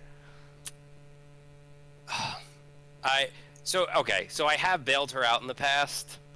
That's what she said. I guess. That's what you. Well, yeah, but- Yeah. Yeah. Okay. She said countless times. Fine. So I. Thank you. And I pick it up. I pick it up. As you grab it, she kind of like lightly slaps you on the cheek, and then turns around and starts talking to somebody else. And I walk away. And once she's out of eyeshot, I open up the pouch and I see how much is in there. It's 25 gold. Nice. We can buy so many rations. Yeah, I mean, it's a start. Out of character, a lot of the cool 5th level spells cost a lot of money. Welcome to being a cleric. But Yeah. right now you have to pay your loans. Right, exactly. Pay your tithes, bitch. That's Are what we- you get for not donating 10% of your income to the church. Well, fuck the church. Oof. And now you're broke, so jokes. Ooh. Okay, sorry. I need to. Out of character, dispel good and evil and greater restoration. These are things that we might want to look into for some of our corruption and/or gangrenous problems. Grade restoration Please is help me. amazing, My leg is falling What? off. but it is very expensive. So. Dispel good and evil for gangrene. No, that's for your and I fucking know. his possession.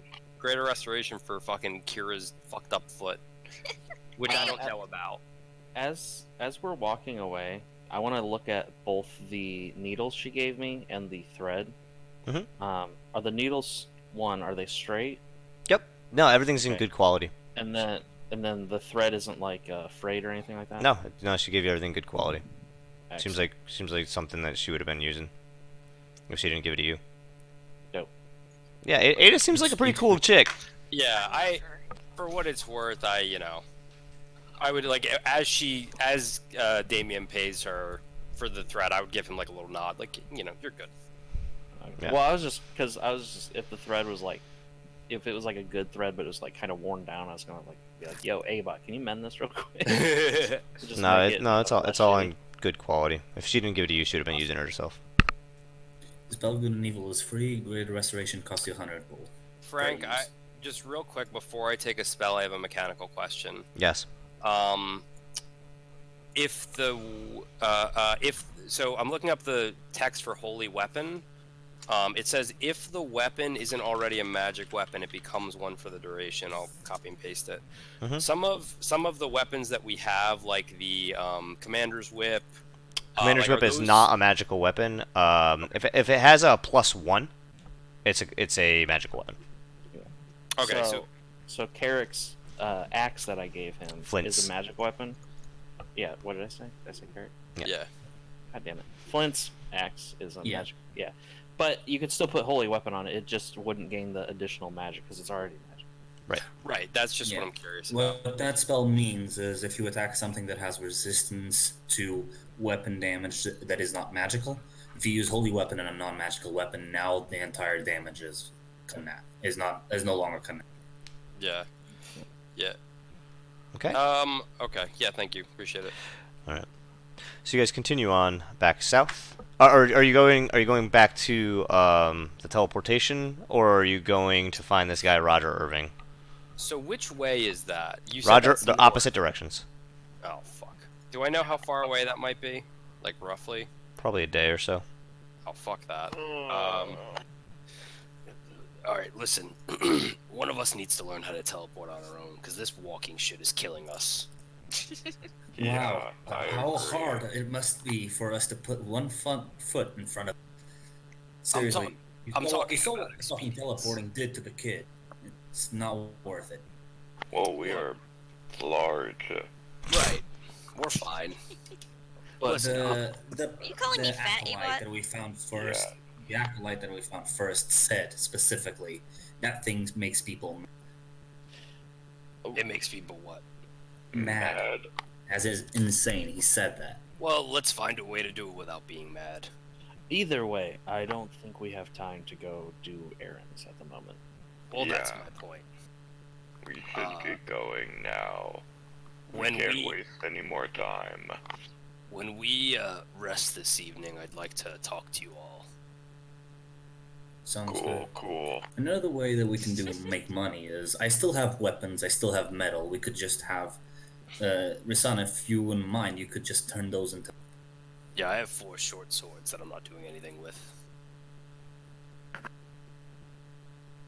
Oh, Frank, just so you know, I still have that great sword in my inventory, but I put a note on its name that says currently in the possession of like the children or some shit like that. Okay. But it's still in my inventory. I took my warhammer out. Okay. Alright, let's walk to the Temple of Savers again, I guess. Alright. While we're walking, I need to know how close Rosanna and Abot are from each other. Abot and Rosanna. I mean, everybody's walking fairly close. There's Kira and Carrick are in between Abot and Rosanna. Okay. I get behind Abot while we're. Well, I guess I'm on my horse. That doesn't really work very well. You could ride up next to him. It's not like you're so. It's not like your horse is so tall that you couldn't talk to him. True. I just say to him, do I think that I could theoretically whisper and her not hear, or is it going to be like a, You could probably have him fall back with you and talk quietly. Yeah. say just say, hey, bud, I have something personal I need to ask. Can you fall back with me a little bit? Yes. He just falls back with him. Do the others like turn? Nope. Okay, excellent. By this point, everybody's used to each other pulling each other's side and having conversations. You guys aren't Gotcha. bothering each other. I whisper to him. Essentially, my conversation I had with Rosanna the previous night. I say, I don't think this is a problem yet, but I would like you to awaken mine and tell the rest of the group. Like I said, I don't think she's a threat, but, and I think that she's still useful to the group. However, it is a concern in the future, but I think we can shape this positive for us. So tell the group to not do anything stupid. But my job is to protect you all, and I plan on you guys knowing this information. I appreciate this, Damien. If you choose to tell them, that's fine. If not, it is up to you. Damien or Abot just tells the group, again, be smart with Rosanna. She has not fought with us yet. Damien had a worrying conversation with her, but nothing too alarming. And I So I tell take my axe. I'm kidding. after that, I go into like more depth and explain, that she asked me where my power came from, this and that, but I tried to steer her in a more positive direction. I see. I do not know what is so concerning then. Ultimately, I agree with caution, but her responses seem to be reasonable, especially for someone of her disposition.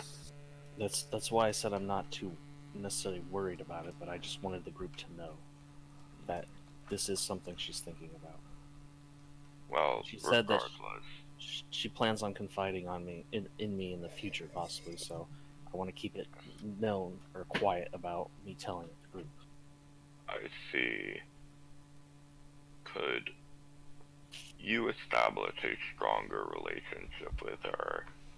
I feel that she was seeking that from Carrick as a mentor figure, but Carrick passed her off. It would be useful for one of us to establish a friendship with her, and I am unfortunately unequipped. Well, now that I'm not a big blue beast, I think it's a lot easier for me to confide in someone as well. I plan on helping her, if possible. That is good to hear. I'm glad that so many of our members are having more positive experiences with us now. There is a real cohesion. Emmett just looks off towards the 4 bumbling people in front of the group. As we're after this conversation, I give Orion a pet and I say, "How are you doing?" Pretty good. Hell yeah, he's different. Hanging in there. That's all we can do. Hmm. And that's it. I literally just needed to make sure he wasn't a dickhead. Yeah, man, a few words this time around. Thank God. It's a different horse every time. Yep. You're just gonna keep it the same name. Hi guys, I'm the 3rd horse! I mean, he's summoned from me. I So- have a relative that does that. She had a dog named Falcor that died, and every time she gets a dog, she just names it Falcor. She's had like fucking weird. That's funny. I've heard of that before, and yeah, it's fucking weird. Like, I Hi, agree. Damien. This is my voice now. Hello. gum horse, Alright. gum horse. I just like to think that every horse I summon is a different part of my personality, and the dickhead one is gone. So thank God. So you guys continue for a half day. You reach the tavern that's kind of built into the side of the mountain, where you were teleported from once before, and that's where we're gonna take a 10-minute break. Woo! I needed that break. Oh, goody. I'm gonna go grab some Hooray. loose and I'll be right back. Breakfast. I'm gonna go eat. Freedom of movement. You just looking at your spells? Yeah. Ones that I recommend are yeah, the big damage spell you got. It's like fire or something. Flame strike. Oh, I didn't even see that. That's weird. Yeah, it's it's pretty bad, but we have no damage AoE, so it's really good. Right? Like if we had fireball, it wouldn't be that good, but no one in the group has fireball. Yeah, Oh. it's 8d6 if they fail a saving throw, effectively. Mm-hmm. But I can only cast it once. I mean, I guess Well, what do you mean? Yeah. I was thinking about taking freedom of movement, but I don't know. It's pretty decent. My biggest recommendation is, of course, Sacred Flame first. It's the best one you have access to. And then keep the AoE in your back pocket in case we run up against a lot of mooks that we can just burst down with a lot of damage. Sacred Flame is a cantrip. Oh, Sacred Weapon. Holy Weapon? Here's the problem though, if I take Holy Weapon, that's a concentration spell. Yeah, it's really Like- good. It's really, really good. An extra 2d8. Yeah, it's crazy. like it Yeah. stacks up when our people make 4 attacks per turn, right? Yeah. That's 8d8 damage, and then it's per turn, so the next round they'll also do high damage, right? Right. Yeah, I guess I should If take... it's up for 2 turns, you do like just stupid amount of damage, even if it's Yeah. a small amount of turns. I unprepared Gentle Repose because I was like, I should have enough healing to keep people up, and if I don't, we still do not have enough money to fucking do anything useful. Let's just sacrifice Rasana and use her body. Yeah. I mean, no, wait, what? Actions in combat. This is weird. You can swap out your spells every morning, right? Yeah, I can, pretty which neat. is nice. She Yeah, you just should definitely- subtly slips it in there. Just sacrifice Persona. And then we Yeah. just like continue on with our conversation. So as a party, what do we have? Maybe 100 gold? Like I have nothing. 1. Oh, you used to have a Broke. lot of money. Yeah, Yeah. I spent it. We spent like all of our money. Like we have nothing. I mean, I have geese, which is kind of really good. Canadian or American? Ho ho ho, fucker. I mean, it lasts for 30 days, so It's pronounced Goss, I think, but it doesn't Is it? matter. Yeah. It's not, but like, Wait, what? Yeah. problem is like a lot of my 5th level spells cost a lot of money.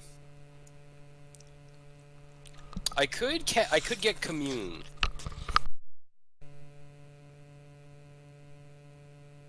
you do you, boo. I mean, Do that dispel thingy. And I prepared that. hell yeah, because I have a corrupted purple crystal in my inventory.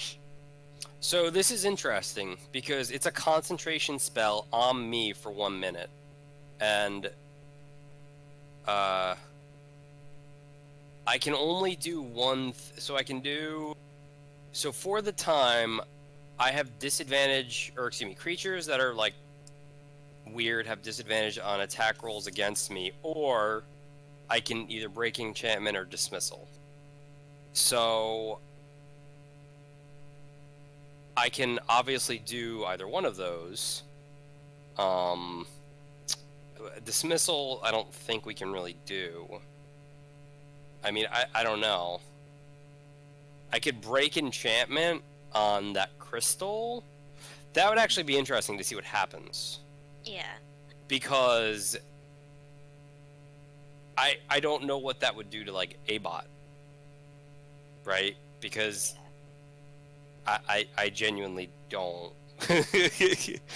But I can't take like, because I would take Greater Restoration for you, but it costs 100 gold pieces in diamond dust, which I don't have. I also don't know if it would do anything. I can reduce target's exhaustion level by 1. That's fucking sick. Wowie. Again, we still don't have any money though. We like need to make some money so I can use cool spells. Let's just go rob Shalinsta. It'll be fine. Does anyone else have this problem? I guess not, because you guys aren't like huge spellcasters. No, my spells are dinky. I could take Insect Plague. That's pretty dope.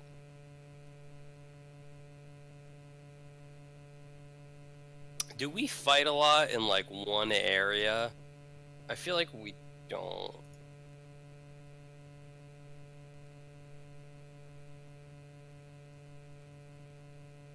So where are we gonna teleport to?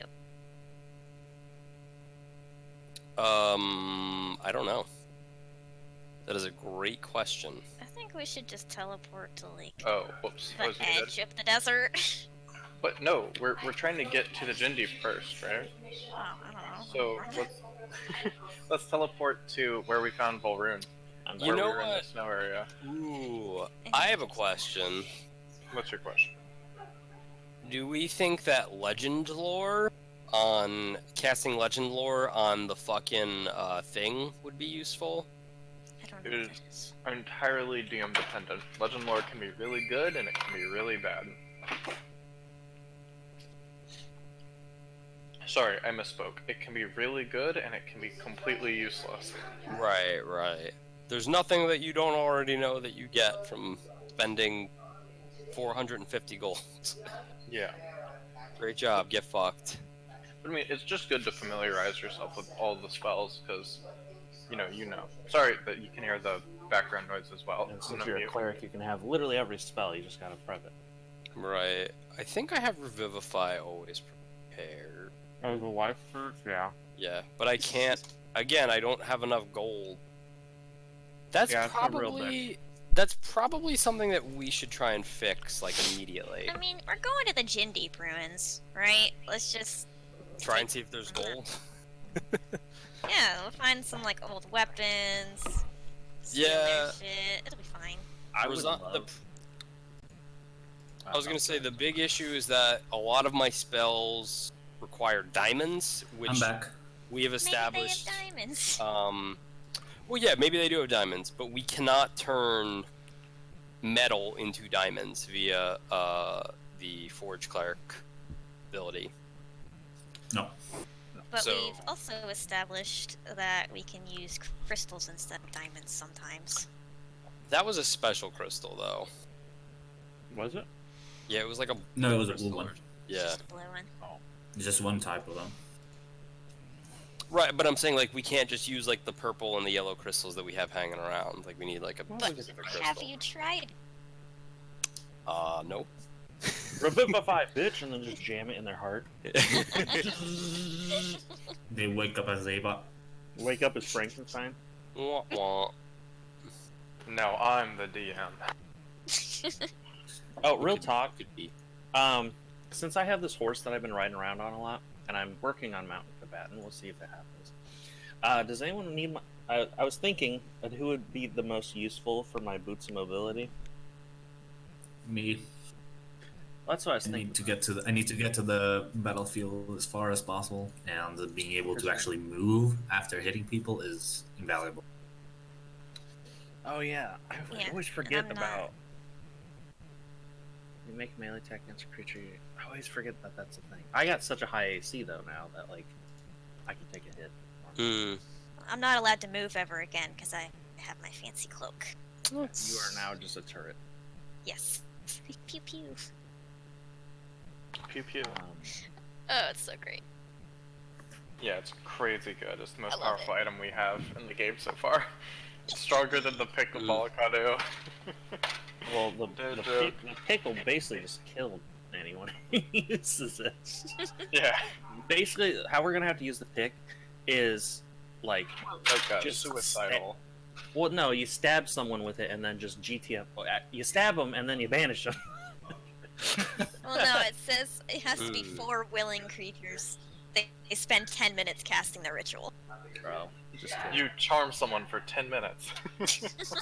Well, we give it to the But- Chileans since we pretend that we're helping them, and then they all die. There you go. That is- Are you guys talking about how you're scared to use the Picamala canoe?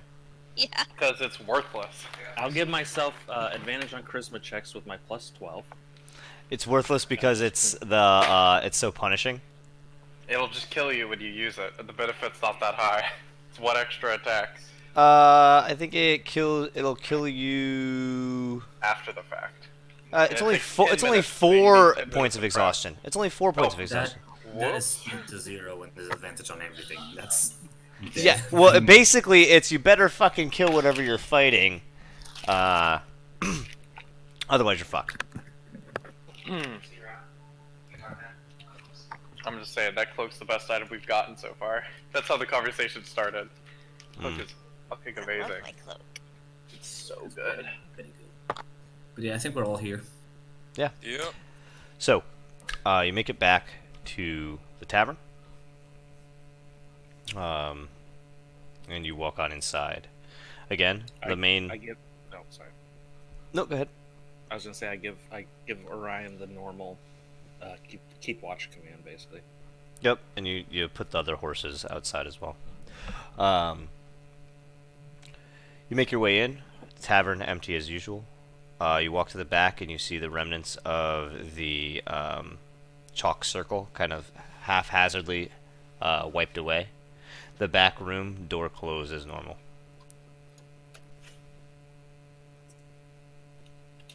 What are you guys doing? Day of the house. Before we step forward, I say, hold on.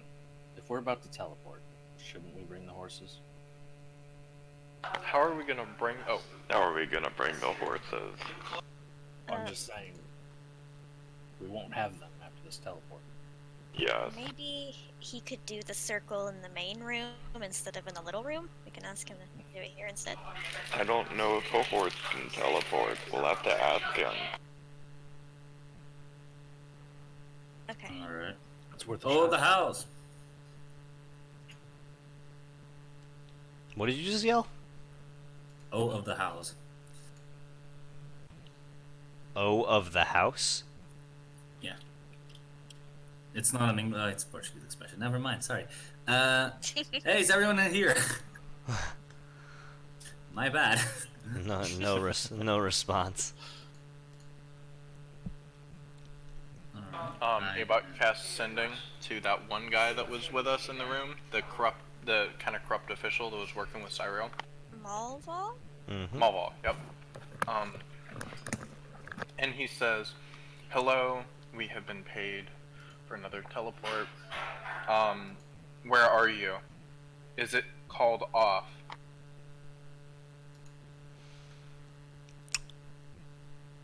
After a few moments, that back door creaks open, and he says, "You could just knock. You come in here, screaming and messaging.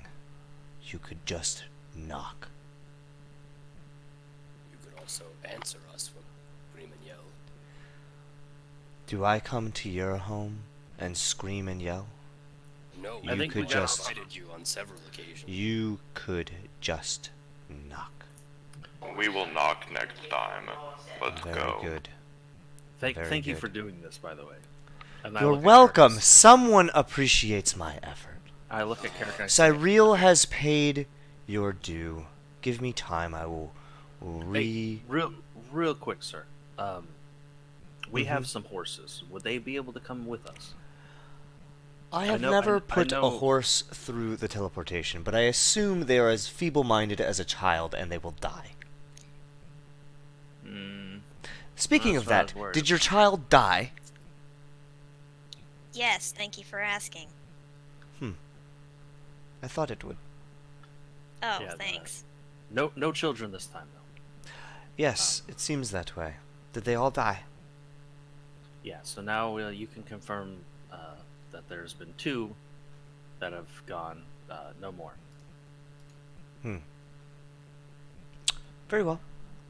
So Cyril has paid your due. Give me a moment, I will invoke the circle. Well, wait a moment. Now we have these horses, and we can't just really leave them in the street. Oh my. It seems you have another dilemma. Hey, just prep the Excuse circle. me. Give us one moment.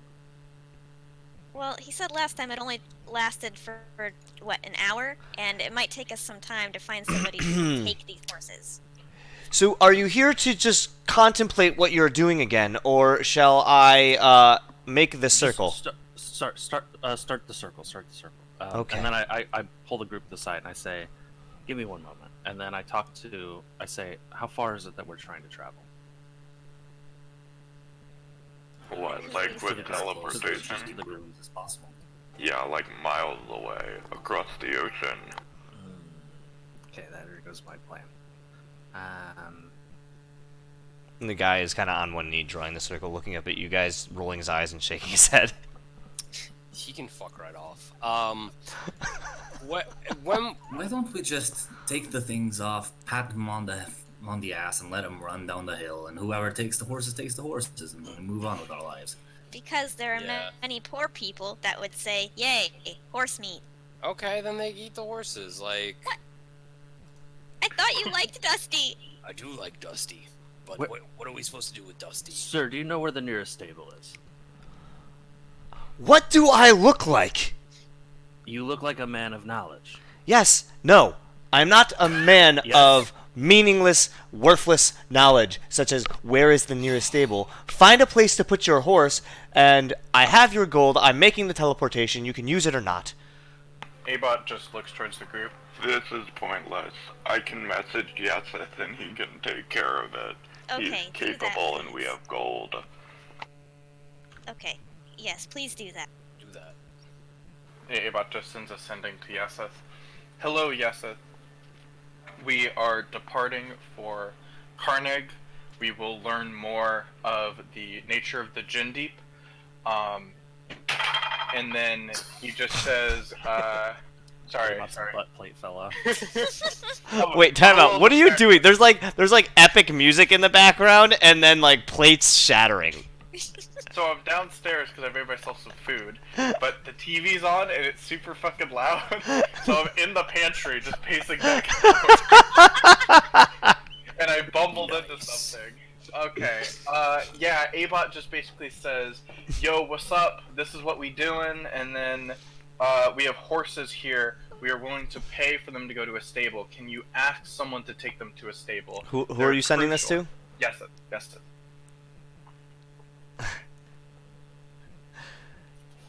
He. Well, let me see what the fuck he's doing right now. He's like in the middle of war. Probably should have gazed the two-minded first, but Well, it doesn't. It's just Abot doesn't really care that much about the horses, to be completely honest. He's in the middle of fucking his wife and just gets a message from Abot. Hey, can you come get our horses? yeah. All right. I poke Avot real quick and I say, if I know a direction, I can have Orion guide them. Tell him we've got the horses in the back. So there is no response from Yeseth right now. Frick. He's busy. We can, Bombera, maybe? Yunta? we can, I don't have any more of that spell right now. Give me an hour. We don't have an hour. Yes, we do. As you guys are standing there them. bickering, Malval is finishing this teleportation circle. Hey, we can still take care of this after we go through the portal. Yes, Because it's all based on messages. Let's go. yes, let's go, please. Oh, dear God. Okay. So he finishes, and then he looks at you guys all expectantly. Now hold hands, visualize where you want to go, and step through. And if any of you die or go insane, it is not my business or problem. Thank you. And he walks back into the other room and slams the door. I'm looking to see if I have oil in my thing, because I very much like to ignite this fucker's house. While this is going on, before I step in, I telepathically tell Orion, I say, okay, we're going to leave. Do not leave the other 3 horses. I will summon you when I get there. After this, I won't be able to communicate with you. And do me a favor. When I resummon you, please be cool. Be cool, horse! Be cool! Well, I just don't want him to be a fucking dipshit again. Well, because the other one died, so I'm hoping just resummoning he'll stay the same. Okay. I have a weird question. You guys are seeing that the runes are now all glowing, and the portal itself is beginning to form.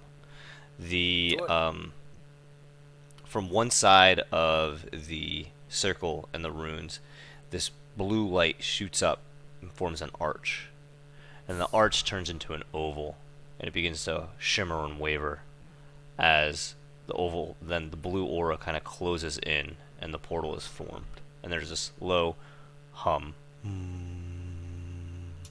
as it's. You've seen this before, and you know that you can pass through. I'm gonna cast Death Ward on myself. Does anyone else need a little help? It didn't work last time. Well, I know, but nothing.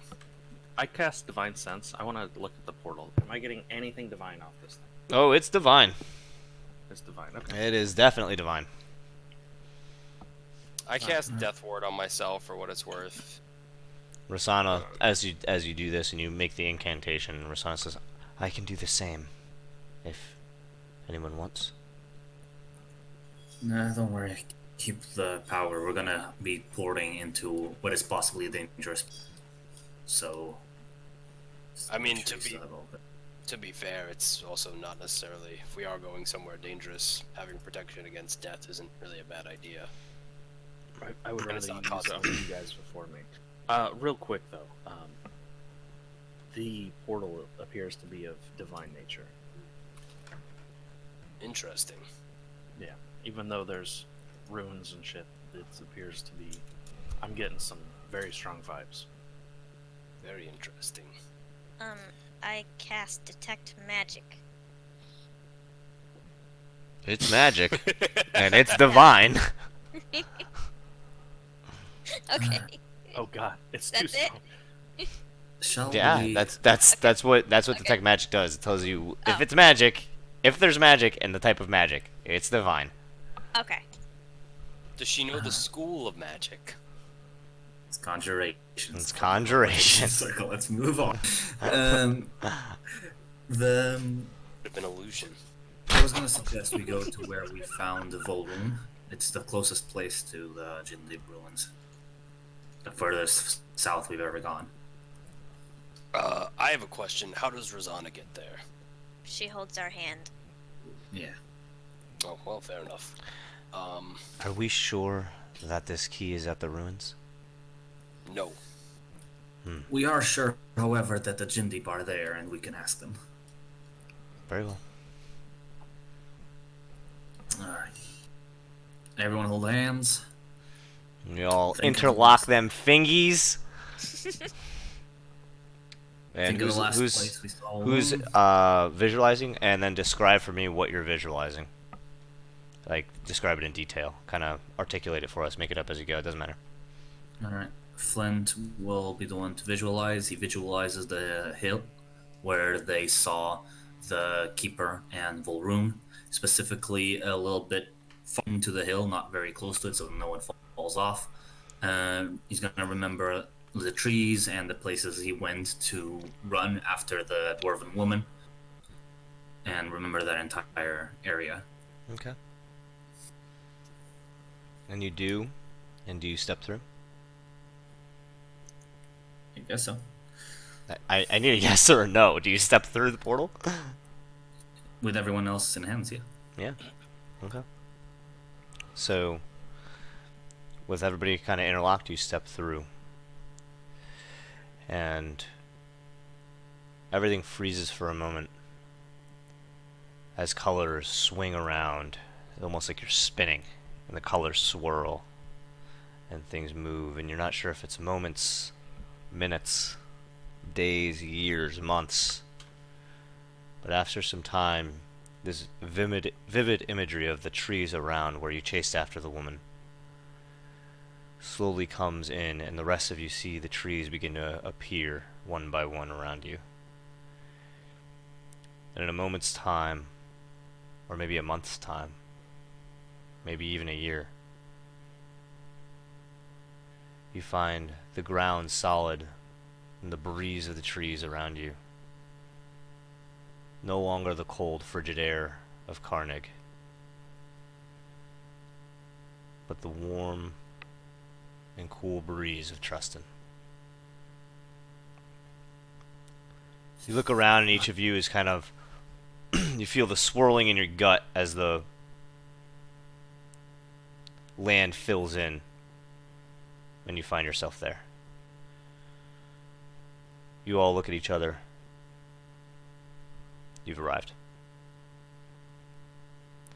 Tall trees around you, green grass below your feet.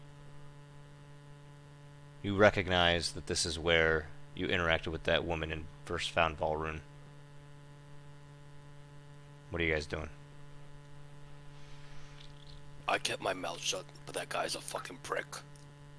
Yep. Yeah, he sucks. No worries. We've seen worse. I just want to let you all know that I'm making strides to be more sociable. I I'm very, very proud of you. appreciate that because he's our only form of, teleportation. So let's not piss him off too much yet. So, I like the yet. I mean, How I about wanted this? to burn his house down, but How about this? So- when you learn how to teleport us, piss them off all you want. I have a question. Rasana like interjects from behind everyone. Maybe this is too late. My plan, as I said, was for us to allow room marks to bring us here. Do we have a way of getting back? Yeah, Yeah. we can just message remarks to meet us. Correct. also, we know of some people who are infiltrated in Shalinstian, in Shalinsa, that are of Cyril. We can always message that person and see what we can get from there. And it always Also- seems. Oh, Also, we are hoping that we don't leave this continent until your boats from the molten ore come here. We're still And- gonna to go from here, get the clasp, get to the ruins, get to the dunes, and then your boats are gonna come from there. Till then, we're not leaving this continent. Very well. and for additional reassurance, it always seems like there's a way to get where we need to go. There's always a way to get where we need to go. And she kind of smiles at you.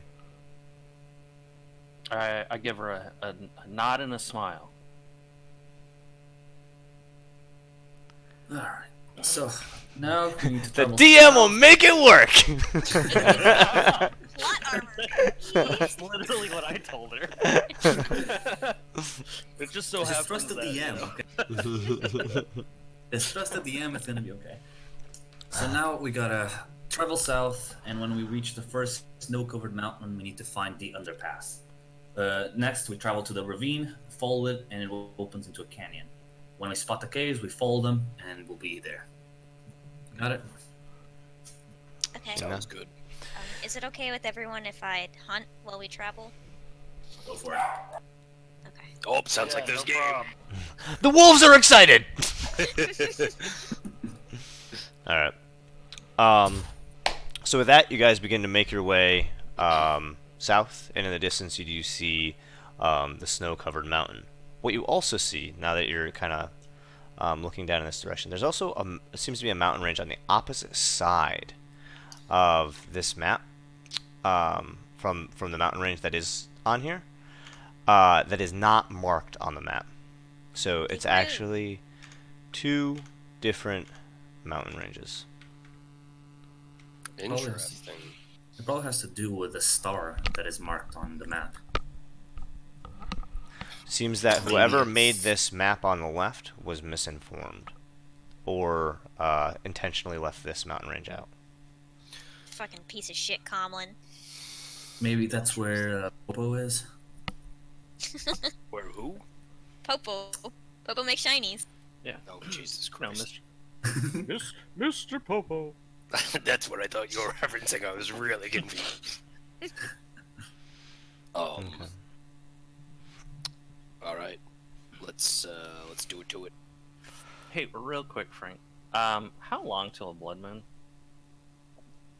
I'm not tracking that for you. You gotta track that yourself, man. Would If Damien? you know, I'm gonna update the timeline today or tomorrow, and you can try to make the countings then. Just download Yeah, a period tracker app and then modify it. Oh, Jesus. It's literally. Yeah, Anyway, moving on. Oh, that's really good. Holy shit. yes, I am not going to tell you that. That's something. All right. Just message fucking what's his face, Nathaniel. He'll know. Ooh, smart. All right. All right. Cool, Are cool. we going? Yeah, Wait, we're heading Yeah. south. are we riding the horse? Are we riding the wolves? I mean, can Everest even support someone's weight? No, she can't. All right. We got 5 people, so no. So we all hunt. I'll help you hunt. I got a crossbow. Well, I mean, some of us sets up camp, some people hunt. But yeah. Well, because it's still like daylight, right? Mm-hmm. I assume so. Right, Frank? Yeah, it is daylight. So I guess we head in the direction we need to go to, and then if we see game, we hunt, and if not, once it starts getting darkish, we look for a place to camp if we need to. Oh yeah. Just Okay. remember, no magic at all if you're going to hunt with her. Yeah, I'm out. Honestly, I'll probably be shite without magic. Right. I make a lot of noise while moving. Well, regardless, we need to be heading southwestward from our current position. We should be able to locate the Jindy ruins that way. Can Yeah, we hunt while we move in that direction, Kira? Yeah. Wonderful. Let's go. Okay. So, you begin moving south. Based on your map and coastline, you're about here. Oofy doofy. Where was that again? Sorry, I was tab. It's like here-ish, right? Okay. Oh, thanks. nice. Damien, please roll me a. I wish there was a geography check. There's not. Cartographer's still. No. Either history or intelligence, maybe? Yeah, it- Survival for navigation. Ooh, Yeah, well, I it's gonna be guess it depends it's on gonna be what's going on. it's gonna be survival. Okay. Wilderness navigation. Stabbing on the beach. Doo, doo, doo, doo. 11 plus 4 is a 15. Okay. So two things. Based on the map from Commander List and your own knowledge, you know that you are in between a Shalinstian fort and where Karok is or was. About a day's travel to either.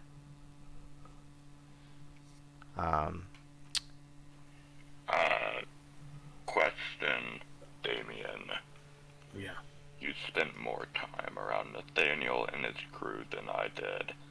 Are they the type to stay up all night and sleep during the day? It is actually relatively important that I know this. They, remembering back, because I was with them for like 8 days or something like that. Mhm. I feel like we did a lot of like late night, like Late night storytelling and shit. late night shenanigans, but they were sleeping at night. You guys were up Yeah, for like the equivalent of so like they- 2 in the morning, 3 in the morning, dicking around. Okay. Yeah, so they're not nocturnal, but they are. They're party guys. They're party boys. Yeah. Yeah. So I just relay. I say, well, when I mean, it might have been different because I was with them, but yeah, they stayed up past midnight, but they're not nocturnal. If that's what you're asking. Yeah, that was my question. If we are resting for an hour, then I could send both sendings to both Yeset and Nathaniel. Alternatively, Carrick, you possess the ability to send a sending to Nathaniel as well. Yep. I Could actually you should. do so? Yeah, I could right now. Do we want to do that? Yes, that would save us an hour's time, and time is very valuable. What are we asking him? When is the next blood moon? You will know, and Damien needs to know. Oh, all right. If you have extra words, you can talk to mention that the I tell him the story about Sar. I'm assuming I told him about the story of Sarley and like how I saved him during that trip. If you have extra words, you could bring up Sarley so he knows it came from me. But if you don't have extra words, just so you're not wasting spell slots, Oh shit, that's not canon. Spell slots, energy. I don't know. Yeah, it's I mean, it's weird. It's energy. Make sure Call it. to very briefly say who you are and say that you can respond. So, just so they're not confused, that has happened before. well, yes, they know who I am, so that's a plus. Yes. But okay, so I want to send a sending to Nathaniel. Okay. Hello, Nathaniel. When is the next blood moon? Is that one word or two words? I have it written down as one, but it might be two. I'm not sure. Yeah, fuck it. Two Blood words. moon is a concept. Fine, whatever. Two words. Two words. Two words. Damien needs to know. Also, any intelligence of interest, you can respond in 25 words. Boom, that was 24. Get fucked, bitches. Hell yeah, you got that down to the T. I was counting. Get fucked. Shitters. Yeah, get fucked to everyone we're trying to say fuck you. A few moments Yeah, get pass. fucked, Frank. That was more of a get fucked to the world. A few moments pass. Oi! Is that one word? That's one word. Oi! Good to hear from you. The blood moon is the next full moon. Damien's rightly fucked.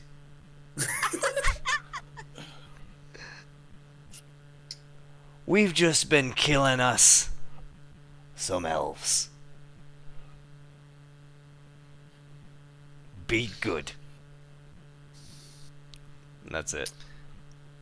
We've just been murdering, but you be good. Bye. Yeah, basically. Okay. Well, they've been murdering elves, which, hopefully... Yay.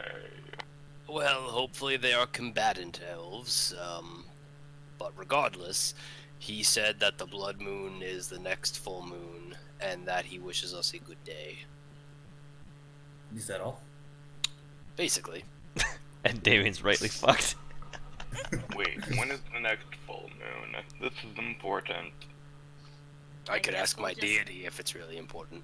We can just look at the sky tonight. And... Hey, Kothar, what moon is gonna come tomorrow? Oh, good, great to use a 5th level spell, Carrick. Here. Okay, yeah, let's just look at the moon tonight. And let's keep moving. Apologies for this brief interruption. Damien, ideally it is not tonight, but if it is tonight, are there any preparations that you would like us to do? I need. So I have tea on me that they prepped. I have enough to get me through 2 blood moons. When this happens, it might be different because last time I fought the demon, I don't know if it's the same. They tied me to a tree using chain. It helped. It held me back, luckily. But there's a good possibility that you guys will see my transformation. I could lock you inside a stone coffin. I think we want him to fight this monster that is going to assail him. Right, but he could do it inside of a stone coffin. Wait, Sorry, Randy. the fight was mental. It was almost like I was in my own dream. So it doesn't. Yeah, I just need to be restrained in case I do go wild. But I fought it last time. I'm confident now. You should be stronger now as well. You've grown. I think the stone coffin is a good idea. I mean, I'm okay with the stone coffin as well. Just give me a hole to breathe. Oh yeah, no worries. We'll include a porthole so this way we can see what's going on. During the process, you'll slowly see the change happening.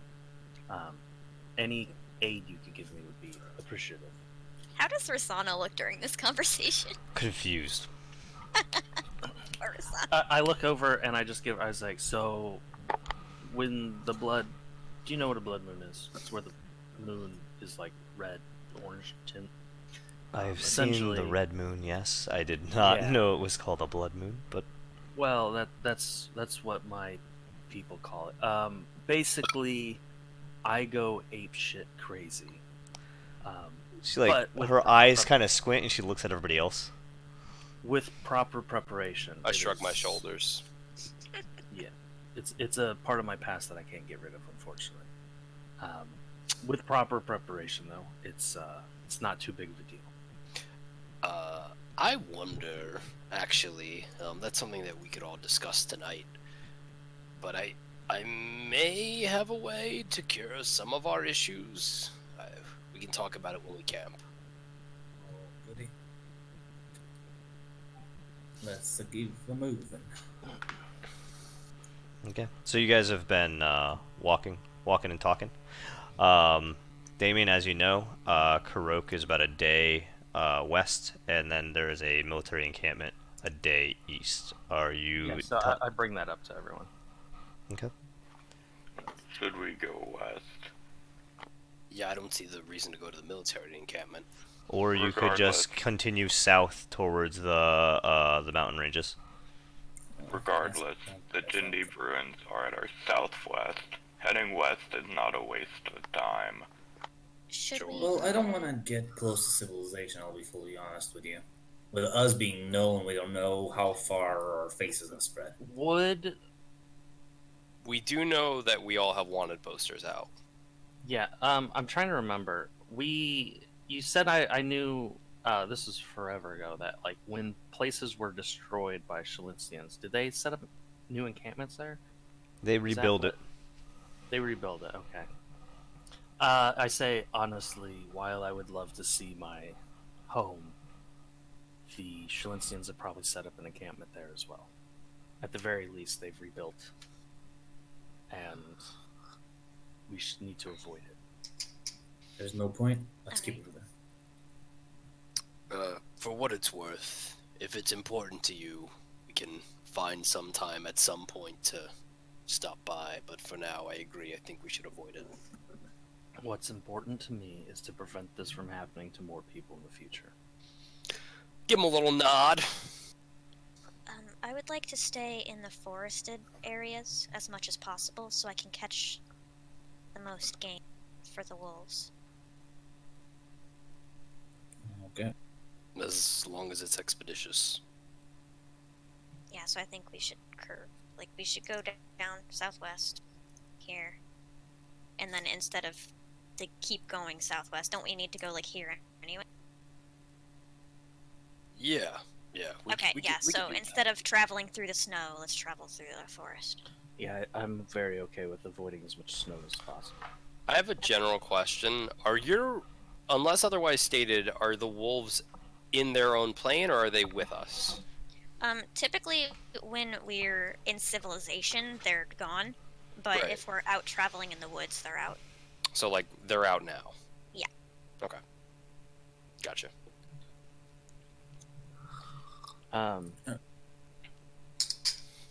Okay. Yeah.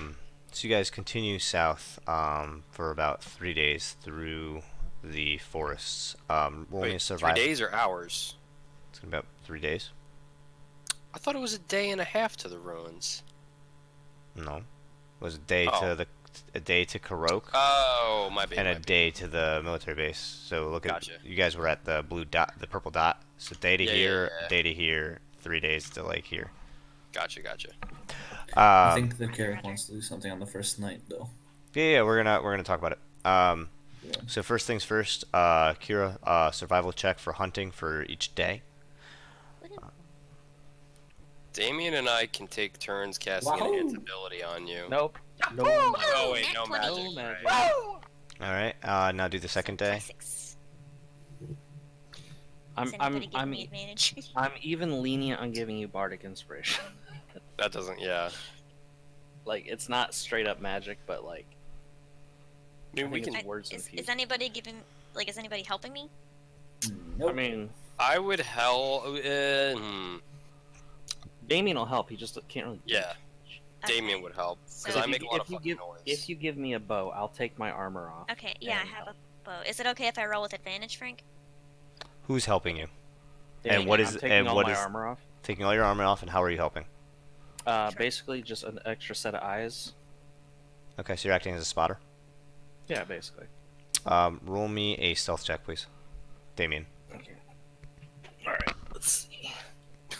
Did you just like get up from somewhere? I was leaning. I had my feet propped up on my desk. Oh, I got you. I was hard leaning. 10 plus 4. So 14. Okay. So yes, you get advantage. Yay. Thanks. Mm-hmm. Oh boy, so that's a 19. Nice. Okay. Do I need to do it again? If you're gonna help on the second day, the third day as well, yes. Ooh, 19. Okay. Then you get advantage.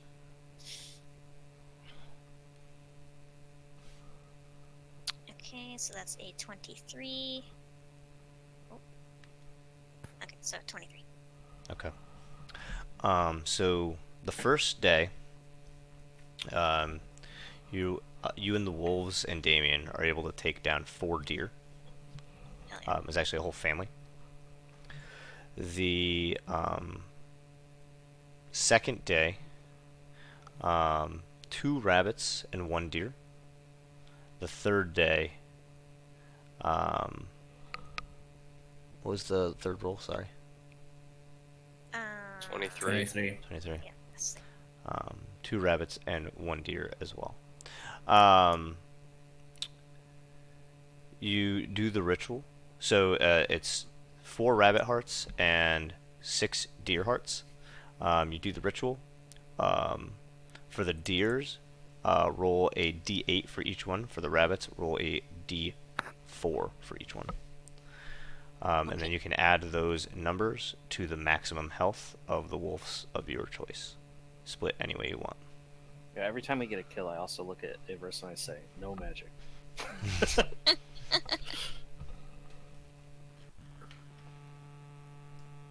okay. God, I broke 3 ones. Fuck. Ooh. Okay, so that's 7. Okay. And then it was d8s you said for the deer? Mm-hmm. Here's some if you need as well. Those are It's d6s. D6s. Ha ha ha ha.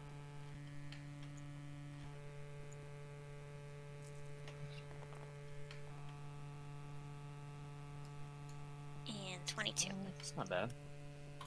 Okay, so that's 29 total. Mm-hmm. And you can add that to 1, or you can split it up however you want. Okay. So I got to take out my calculator to do some math. Well, it would be split by so it's like a heart goes to 1 wolf. Like you don't divide it, Oh. right? It's not like you're chopping the hearts up. You're feeding them whole hearts, so you can divide it up by dice. Okay. Don't do meth, kid. Soup's just like throwing all his shit around. The fuck? Yeah. Nuno, is that you throwing Soup shit around? I didn't No. throw anything. That's Nuno. No, It no. wasn't. I did nothing. You asshole. I didn't do anything. I hate you. I was just sitting here, and all of a me. sudden I see Soup's pile just explode. I didn't do anything. You guys are Unbelievable. I trusted you. I thought we were bros. You know, I was gonna feed it all I to can't Iris. believe all of you. Okay. So that's your hunting. First night rest. What do you guys? Anybody do anything specific? Yeah. Okay. So, Yeah. everyone, with some of my new powers, I have a spell that may help some of our issues. I don't know.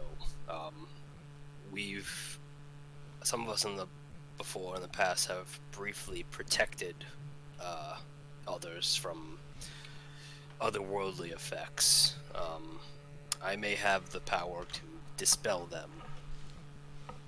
We can try it on something or someone. I have literally no idea what will happen, however. I don't think it will hurt any of us, but I don't know. All good. If you wanna try it, try on me first since I still have a little bit of it. Well, I have a If it works, corrupted then we crystal. extrapolate. Wait, what? Well, I have a corrupted crystal. It might be better to try it on the crystal first instead of doing it How on. many times can you do it? I can do it once a day. I mean, if we're traveling for several days, it might be a good idea to start small and work our way up. Fair enough. Okay. Kira, you have the crystal? Yeah, I hand it over. It's a purple crystal that is corrupted. So... I don't know if this will work, because it's more towards a creature, not an object. Although I think I have a different ability that can do that, but I'll look into that tomorrow morning when I can change my spells. For now, we can try it. So what I want to do is I can I flavor this however I want? For dispel evil and good, yeah. Yeah. All right. So Kira puts the crystal down. I want to basically I grab my holy symbol, which is probably still a picture of Goibni. It's probably the shield with the Goibniu symbol, but it still works. I got a little fucking piece of rock and I scribbled on there Kothar. So I grab my holy symbol, and you see from the shield, basically this sort of light energy kind of get on kind of like a sleeve over my arm, and then it kind of gradually goes around my entire body until basically you see that I've got this sort of light glow sheen that's you know how if you have like a piece of crystal and if you move it a little bit, like you see a rainbow kind of as you move it. Yeah, I guess, yeah. So I look kind of light, but then if I'm moving, like you see kind of like colors streaking through that layer that's around me. But regardless, so I kneel down and I touch the crystal and I try and use the break enchantment feature of the dispel good and evil. Okay. Break enchantment on the crystal? Correct. Okay. So that energy flows from you to the crystal. And at first, nothing seems to be happening as the energy kind of forms almost like a shell around it. Then you see the gas that's flowing up and down begin to kind of compress in the center, seemingly trying to get away from the walls of the crystal, or as far as it can from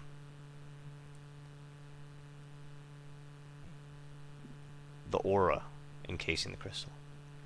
And as it's becoming more and more compressed there, it seems to be getting smaller, smaller, until the gas dissipates completely. Holy shit.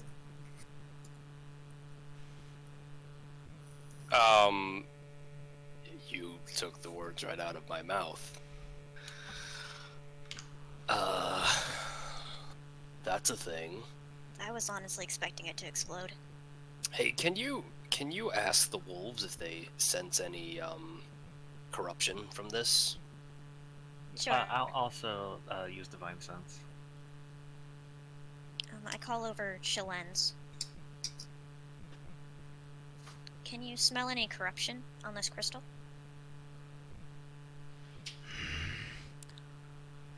No. No corruption from this. It's She said there's changed. It changed? What does this It smell used like? to smell like rot. Now nothing. I take out one normal golden and I put it forward and say, make her smell this, see if it's the same. I offer it to her.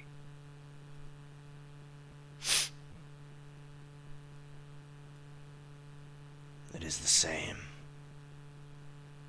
Okay, thank you. Yeah, she says There is no they're longer the same. there is no corruption on either of these. She says there's no corruption on either of them. The corrupted one used to smell like rot, but now it smells like nothing. Does my Divine Sense pick up anything for those crystals? Your divine sense always there's something going on with these crystals. Always has been. Okay. Even after the change that she Yeah, says always. was- It's always been your divine sense has always been triggered by the crystals. Gotcha. Okay. I just I say to the group, while she doesn't smell anything rotting anymore, there is still something divine there. Which is good, right? From what Well- we know. That is very I think good. that- I can try this on you tomorrow, Brother Flint. I mean, this experiment it leads me to believe that I have a positive remove it. prognosis. Yeah,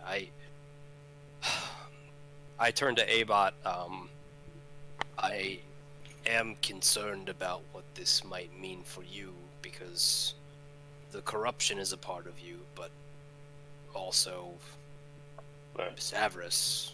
Carrick, that means that you can kill it, right? Well, I don't kill it, I just send it back to where it came from. It doesn't matter. You made it no longer corrupted without shattering it and releasing it. That is very good news. That is very, very good news. Yes, I'm excited. I am ecstatic. Maybe you change something in me as well. Yes, that's also something I was thinking. We have a couple more nights of travel, and I can only do this once a day, so for what it's worth, I think that the three of you should potentially ponder as to who wants to be next, because while nothing bad happened to the crystal, I don't know what'll happen to one of you, if need to- anything. I need to think for a second. Give me a couple days. If we need a pawn to see if it's okay for human use, I'll go first. If we're not Thank worried about that, then I'll go last because I believe my corruption is useful in combat. Mine is the lowest of all. If there are any kind of side effects, it's also logical that they would be lower on me. Maybe it's best to retest it on me first. A tumor on Flint. It should be Flint that goes first. I agree. Flint should go first. I also agree. However, one, I can't do it until tomorrow, and two, Yeah. as I've said, I don't know if this will do anything to you. It's fine. I can cast Death Ward on you before I do it, but I don't think it'll be necessary. But it is a risk, I guess. All good. Don't worry about it. If it's gone, it's gone. My body's my own. No one else's. I will say, if we do test this on me, we won't know until I try to go through with the transformation. Well, that's Doesn't not your, necessarily true.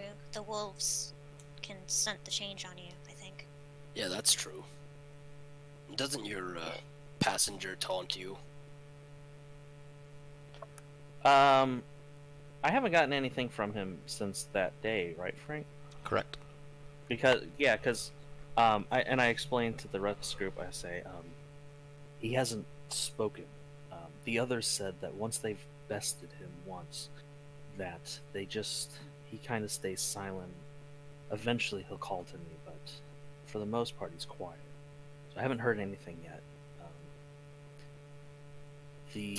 Just so you know, the things that they ask, or he asks, a lot of times don't make sense. Sometimes he's asked them to kill an innocent child for no apparent reason. Sometimes it's to do minor things that have no effect. It's almost like he is just pure chaos and just tells us to do things out of a whim. I mean, He's not spoken. for what it's worth, for any of you, unless you're actively posing a threat to any of us, I'm not going to force it on you. But I just think that it's obviously something to consider. I'm going to do it. I'm just going to let the others go first if they need. Okay. Good shit, everybody. Well, Each this is day. fantastic. By the way, Yes. Go ahead, go ahead. No, just each day, Frank, I'm gonna use create food and water just to create some rations for us. Yep. It's more than enough for all of us, so we chillin'. Okay. On the second night as well. Actually, on the first night, Eva's gonna do a few things, so I don't want to. Yeah, we're still on the first night. Chronology. We're still on the first night. I'm done for what it's worth. Okay. So, anyone want to train a bit? Kira, could I take you aside for a moment? Damien, Sure. could you train with Flint? Always. Alright. Follow me. It doesn't necessarily need to be out of earshot, but Eva just moves a distance away from the group. Just sort of looking at her. I follow and I gesture for the wolves to stay behind. Kira, Yeah, what's wrong? I've been curious about this. How much control do you have over your wolves? They don't really do anything without me telling them to. I had a conversation the other night with Mala Hansa. You did? Yes, Thought you couldn't talk. I've learned to, I guess. I don't know. But she expressed that she wanted to change how her pack operated. She wanted to adjust and cleanse me without your say-so, waiting for the right moment. I don't know how much control you have over them, but it's important. No? Yeah. Thanks for telling me. I don't know if they would do anything. They've never done anything without me telling them to. But we haven't known Malahansa very long, so I guess I'll just keep an eye on her. Thank you, Kira. And do you... I know previously we butted heads a little bit over the nature of my own corruption. Do you have an opinion on whether or not it would be worth it to cleanse me regardless, knowing that it might destroy me? Well, I obviously don't want you to die, but that corruption is spreading, and the more of it we can get out of the world, the better. I agree. So I think that you should go through with it, especially seeing that it didn't break the crystal. I just hate that it's a constant flip-flop between doing it and not doing it. It's exhausting. But the longer we go on, the more tools we have and the more variables we need to account for and the more danger we have. We can't be making these sorts of risks, keeping me along and keeping me corrupted. No? I think it'd be better just to get rid of the corruption altogether. I will think on this. Thank you, Kira. No I problem. need to go have a conversation with Garrick now. Alright. Good night. Eva swivels his head, then swivels his body, and walks off in the direction of Carrick's tent. Is this before or after I went hunting? But I'm assuming... This is before you went hunting the first night. So I'll just head out and go hunting then. Yep. Avot's going to go look for Carrick.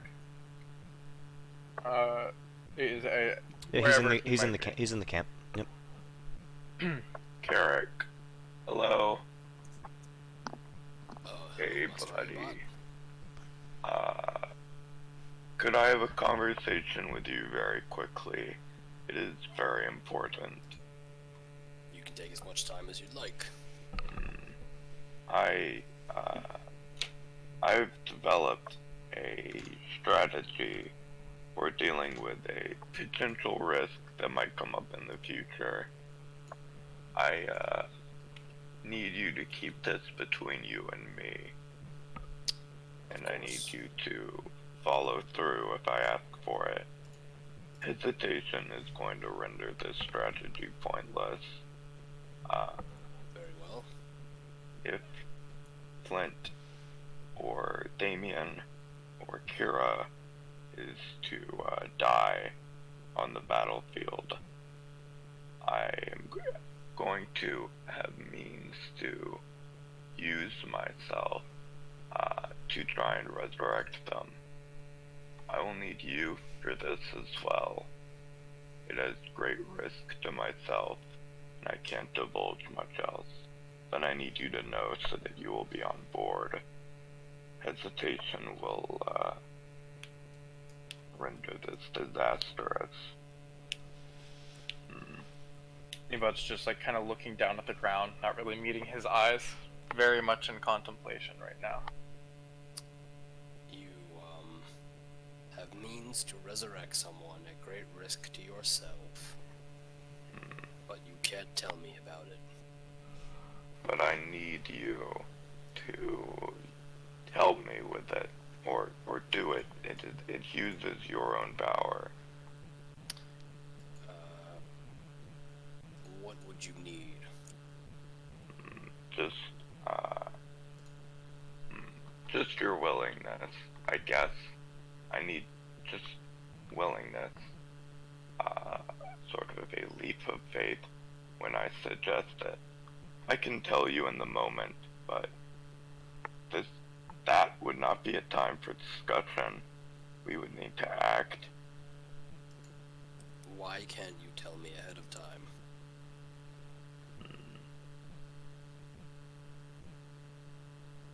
I guess I could. You should. What did you need for your resurrection spell? I needed a material component, that crystal, and I needed the power from Kothar to perform it.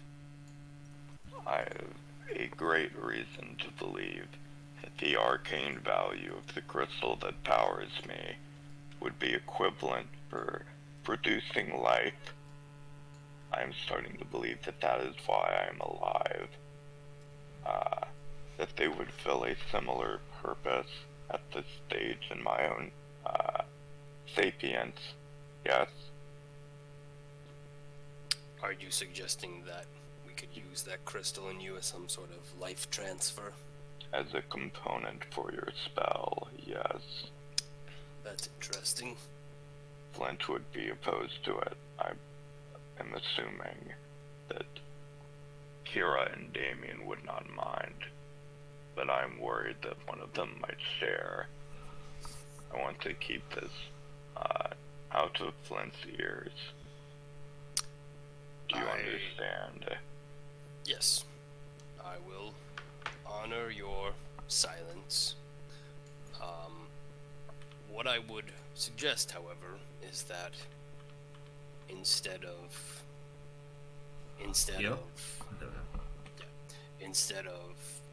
necessarily having to resort to that, I can't cast the spell that I can cast right now because I need 300 gold worth of diamonds. I suggest that we make that a primary goal to do that in the event that we need to. Well, if we stumble across diamonds while fighting this war, I will make sure to keep it in mind. But for now, we have other priorities that are on a timer, yes? Yes, I would agree with that. Well, I will consider your request. I will honor your request to keep it silent, and I will consider the second part of it. Thank you, Carrick. It is You're welcome. very appreciated, and I hope that I am not destroyed in this dispelling. Good night. Avot just sort of stumbles away. You can see he's like kind of shaking. His metal bits is kind of rattling a little bit. Mm. Oh, Master Abon. Not related to this, but something that we've talked about previously is potentially getting you a little bit more armored up. I don't think that I possess the capabilities now without a forge to do that, but perhaps Rosanna and I could take a look at you tomorrow evening, perhaps, or some other time when we have some time, and see if we can make you a little bit more resilient. Do we have the material to do so? Well, I've got 50 pounds of black metal. Oh. Wow, I Something. forgot about that somehow. Thankfully, I keep a list of everything. Wonderful. Indeed, You're we very belong. intelligent, Garrett. TM. We can talk about this in the morning, but I Cheers. would appreciate it. Cheers. Avon just sort of stumbles away, goes into strategy mode, and takes watch. Okay. During the first night as well, I just want to go up to Flint. As I'm walking up, do I notice that our feet are like similar size? Just looking down at his feet. Give or take, yeah, because he's stocky. Yeah, that's what I was hoping for. I say, I put my hand on his shoulder. I say, how's that axe treating you that I gave you? It's very good. It seems to automatically like move where it needs to be. It's amazing, actually. Excellent. How's the whip treating you? I have not successfully used it once, actually. Oh, Well, to the capabilities that you've used it, at least. give it time. I want to give you something else that I think will help you a lot. These boots that I'm wearing are unreal. They give me speed, they give me a lot of things, but I mean, I have Orion. Well, not with me at the moment, but I do have him.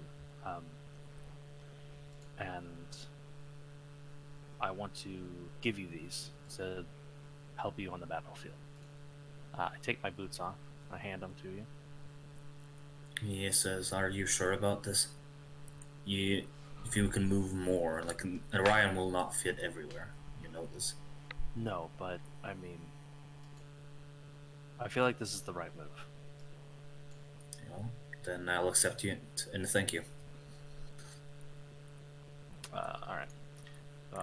Want to train? You Yep. still gotta work it out. I've been noticing how I've been dodging a lot with your horse and attempting to make it more nimble. I am trying to hit things with more efficacy when things get out of my reach. We can combine that very easily. Let's do it. Tomorrow night, I plan on summoning him back before training, and we can do that then. Sounds good. Sounds good. Hooray! Alright, I no longer have the boots.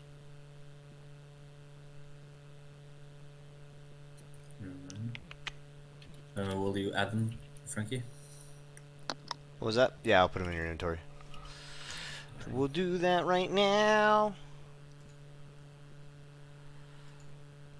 That was just manage equipment. I've added to my inventory, or my speed, boots of totally normal speed.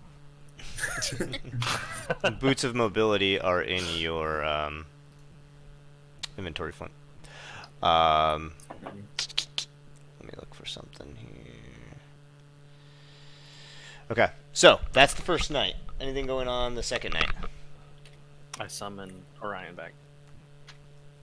Okay. I feel like that's enough time that hopefully the sending that Abot sent off will have gotten the horses to safety. Okay. While I'm cooking up some of the animals that I caught, I'm like, hey, anybody want to see my fucked up toe? Could you elaborate on that? You remember how keepers absorb the corruption? I do. Yeah. Shit's yucky. You want to see it? She seems like almost proud of it. Want to is a Sure. strong word, but Yeah, I probably Damien looks as well. I take off my shoe and like roll up my pants. So the toe is basically almost like it just looks like first frostbite, but then just decay. It's just like the whole thing is decayed. You can see parts of it, like little chunks missing, and like some bone in there, some ligament. Like it is fucked up. Her toe is withering away. From the toe to the knuckle of the foot, it goes black. And then as it approaches the shin, it's lighter and lighter and lighter until it's almost her skin tone again, but it's like flaking and peeling, almost like it's like severe ashiness at the top. So the closer it gets to the toe, the more rotted it is all the way down the leg, from starting at the shin. Does this change day to day? Does it? No. No, it's pretty much the same. The toe is starting to now it's at the point where it's like getting worse and kind of infected. It's going from a seemingly magical ailment to now this is physical and your toe is getting worse, but the blackened skin is not necessarily getting worse. Oh, well. The toe is decaying. The toe's probably infected, but the rest of it doesn't really change. Okay. Why don't you hang on a second? Let me see if I can do anything about that. Hold on real quick. Is Carrick the only one of our group that isn't fucked up in some way? I'm pretty sure. I mean, other than his god abandoning him, yeah. Carrick, is there any kind of ailment that you'd like to spring up on us at this moment? It seems like the time. I have flat feet. Flint, I need you to give him the boots. No.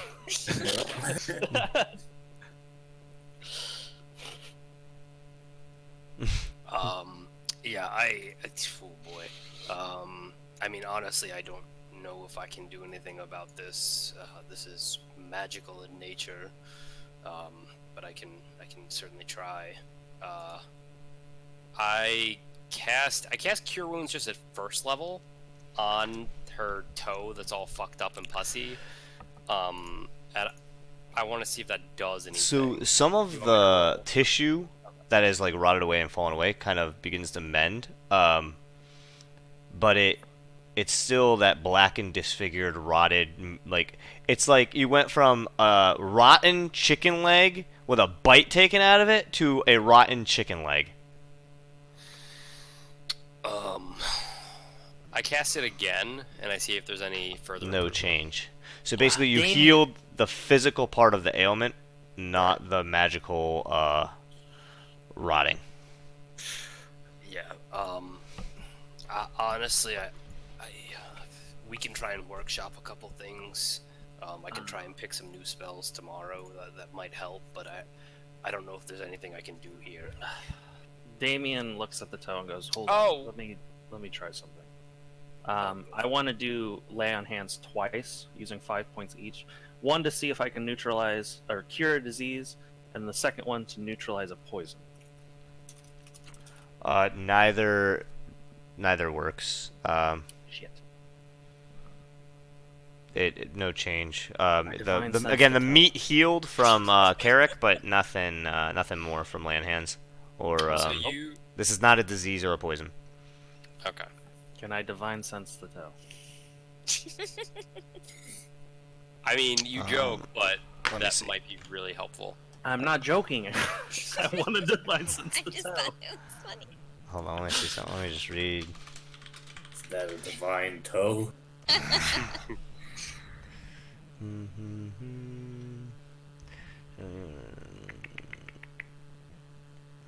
That'll be the third time I've used this. This is not divine. Okay.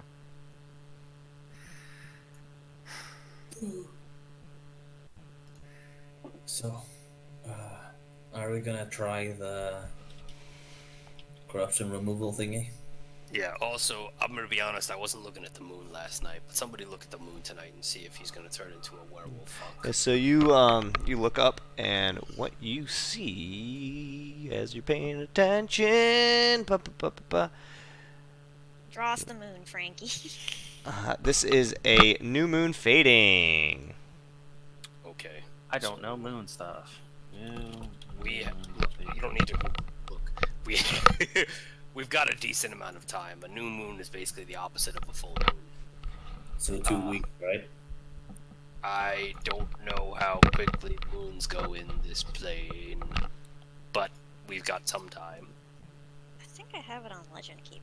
Let me check. Something like 9 days or something. I'm not sure.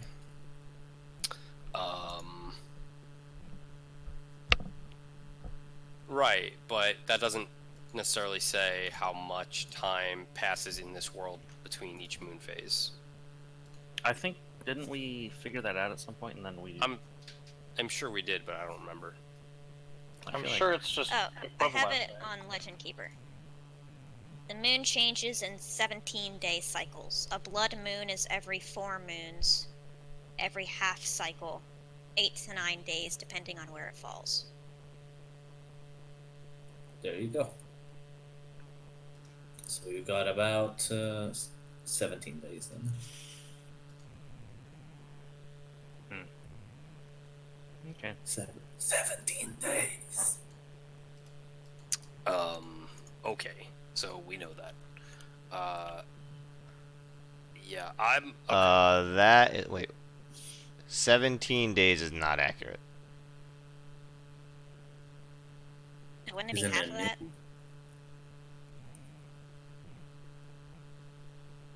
Are you asking me? That is just like a general question to anybody. Wait, I'm confused. the moon changes in 17 days. Why am I saying it in character? Every 4 moons, so it'd be 17 times But 4. he said it's the next full moon. He says the next full moon, and it's currently a new moon fading. Right. So. So do you know the phases of a moon? Yes, you posted it. The moon changes in 17-day cycles. So I guess the question then is, does it go from new moon to crescent in 17 days, or is it new moon to new moon in 17 days? Because if it's the former, we have a shit ton of time. It's the latter, it's in like 8 days-ish. 7 days. So to just be clear, so the way that this works, there is a... So there is a fading, one night of fading between each part of this cycle. So there's a waxing crescent, fading, a new moon fading, a waxing crescent, so on and so forth. Gotcha. So quite soon-ish, relatively speaking. New moon. So new moon Fading. So it's like in a day. No. So it would be Stupid. new moon fading, and then waning crescent. Waxing. Wait, excuse me, waxing crescent. Thank you. And then it would be. Looking at this. I think because First we have to put. Well, would it be first quarter right away, or would it be the intermediate stage between waxing crescent and first quarter? It would be a waxing fading. There's always a fading between... Right. 1, 2, 3, 4, 5, 6, 7, 8. There you go. Okay. 8 There we days. go. 7 days because 1 day is already passed. We did it, boys! All right. Thank God for Legend Keeper. 7 days. All right. So we did that. Lady Kira, I'll prepare a different spell tomorrow that will maybe help. I don't know. There's another spell that could work, but we don't have the materials to use it. Okay. If we somehow come into a lot of diamonds, that would be helpful. Until then, sorry. Well, that's okay. I'll be grateful for anything you try, because this shit is pretty gross. I mean, I can keep some of that at bay, but I can't restore it yet. At least, I don't know if I can yet. Regardless, Brother Flint, are you ready? Go for it, man. Okay. So I go through all of the same stuff. While this, oh, I was gonna say I give him advantage on Constitution, and I give him a good word of encouragement and give him Bardic Inspiration. Oh wait, that's speaking of which. Oh, I forgot. Right, I want to cast. I cast Death Ward on you, just in case. And then I cast Dispel Good and Evil on Flint. For the, I guess, break enchantment again. You're gonna break enchantment on Flint. Yes. All right, Flint. I need a Charisma saving throw, please. Damn it. Oh boy. Do you want to pass or fail this? No idea. I'm just gonna. Now, how far is he away from Damien right now? That's a good point, Paladin. I mean, I had to touch him to put it on you, so I'm within 10 feet. Okay. Alright. How much? So you get a +4 to your saving Okay. throw, and then also a D6 because I gave him Bardic Inspiration. Oh, it's this instead. Okay. I'm not a D8 yet. Why is that Okay. translucent? Why the fuck? What Yeah. The fuck? I don't know. Alright. I don't know. I think it has to do with my I internet. fixed but it. regardless. No, you That just is changed the just- setting. You, And you altered the transparency on the thing. yeah, I fixed it. Either way, that's 6 plus 5 plus 4, making a total of 15. 15 on your Charisma saving throw. Yeah. Let me see if I have a modifier because I don't remember. -1. So Without 14. modifier. Damien's fucking ridiculous. Oh my Minus god. -1. Yeah, 14. 14. Yep, so 14. Okay.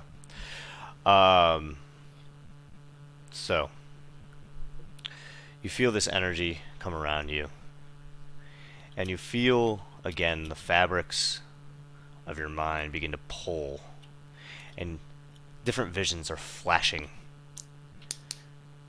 all around you.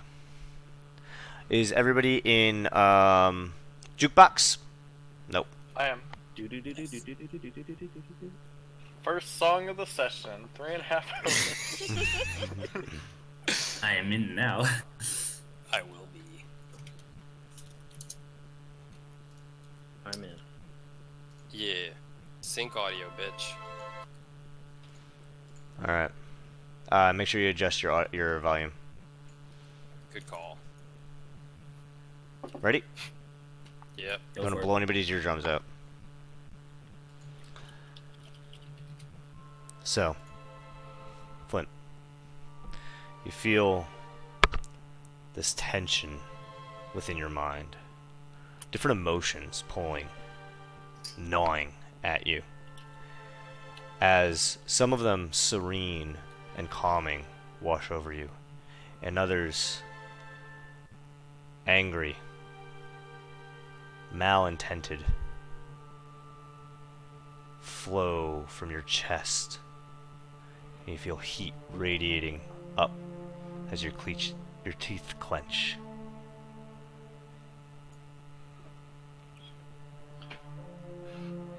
You feel this yearning, this hunger, as that grumbling, low, droning voice. No. No.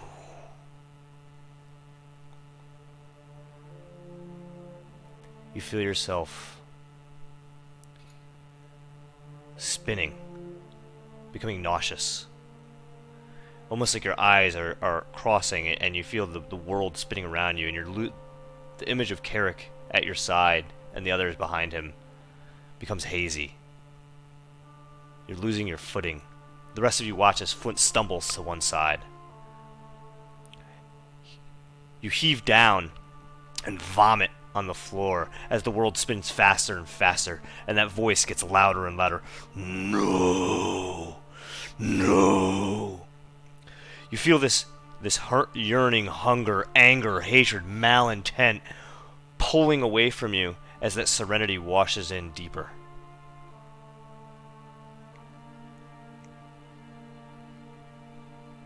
The world begins to slow.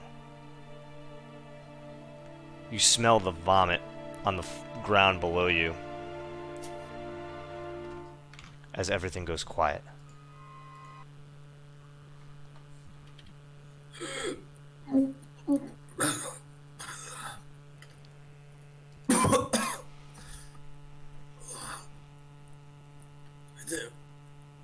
They work. Holy shit. It's okay. I can't. I pump a guidance into him just to kind of give him a little bit of that soothing divine energy. And with that, your stomach settles, Flint, and your mind becomes clear again, and these overwhelming emotions aren't pulling at you, and you no longer hear that voice. I can't hear it anymore, so that's good. That's very good. But you also know you have not been hearing it always. Yeah. Kira, if you could ask one of your wolves, please. Yeah, of course. Shalens, could you please smell Flint for corruption? I'll hit him with a divine sense as well. There is no divine energy coming from Flint. Ooh. There is no corruption here. Well, She says there's no corruption. That's good. That's When very good. When I look at Abot, do I see the divine coming off him still? You do. Okay, so Avot immediately moves towards Flint and is just going to pump a healing word into him as he's just helping him to his feet. oh, that's fantastic. That's Okay. great. Yep, the world just spun around a bit. The thing Okay. just screamed in my ears, and I think I'm feeling fine. I think you're cured, right? You're fine. Good. I don't see any So- divine energy coming off of him either. Oh, that's great. I can bear another one of those bloody dreams. That is I- wonderful. I look at Carrick and I say to him, "Your new ability is groundbreaking in our efforts."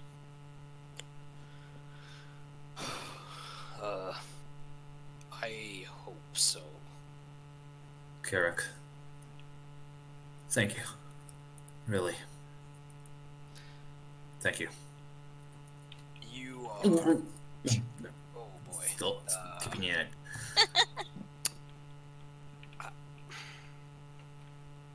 I am happy that things have gone the way they appear to have gone. I have a sneaking suspicion that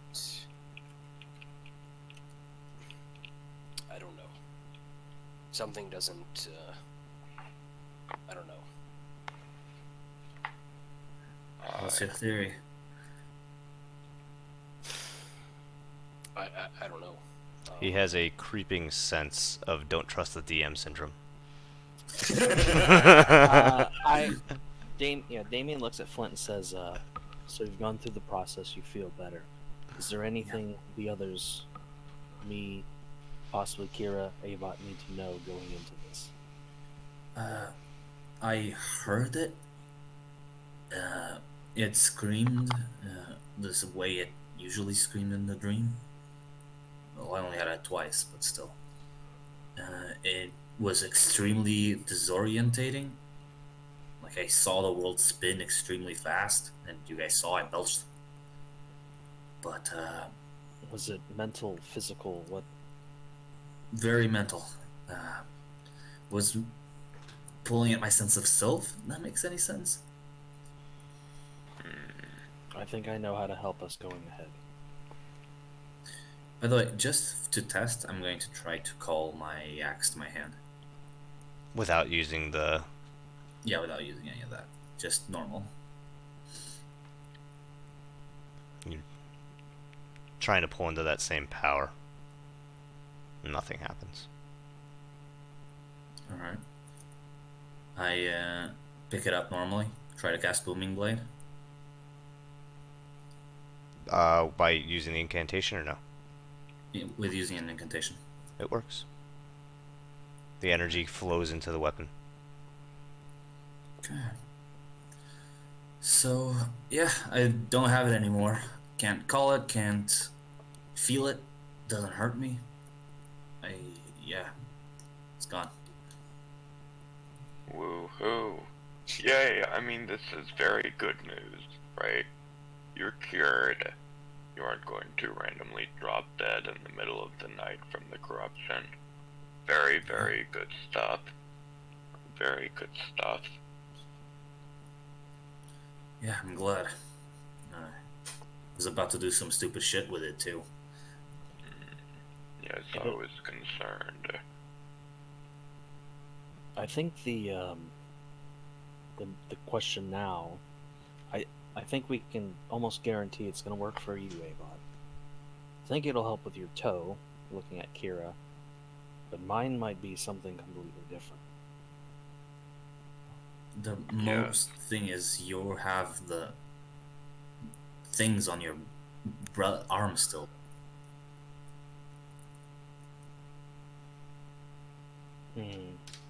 Like, there's no corruption in those gems. There's just them.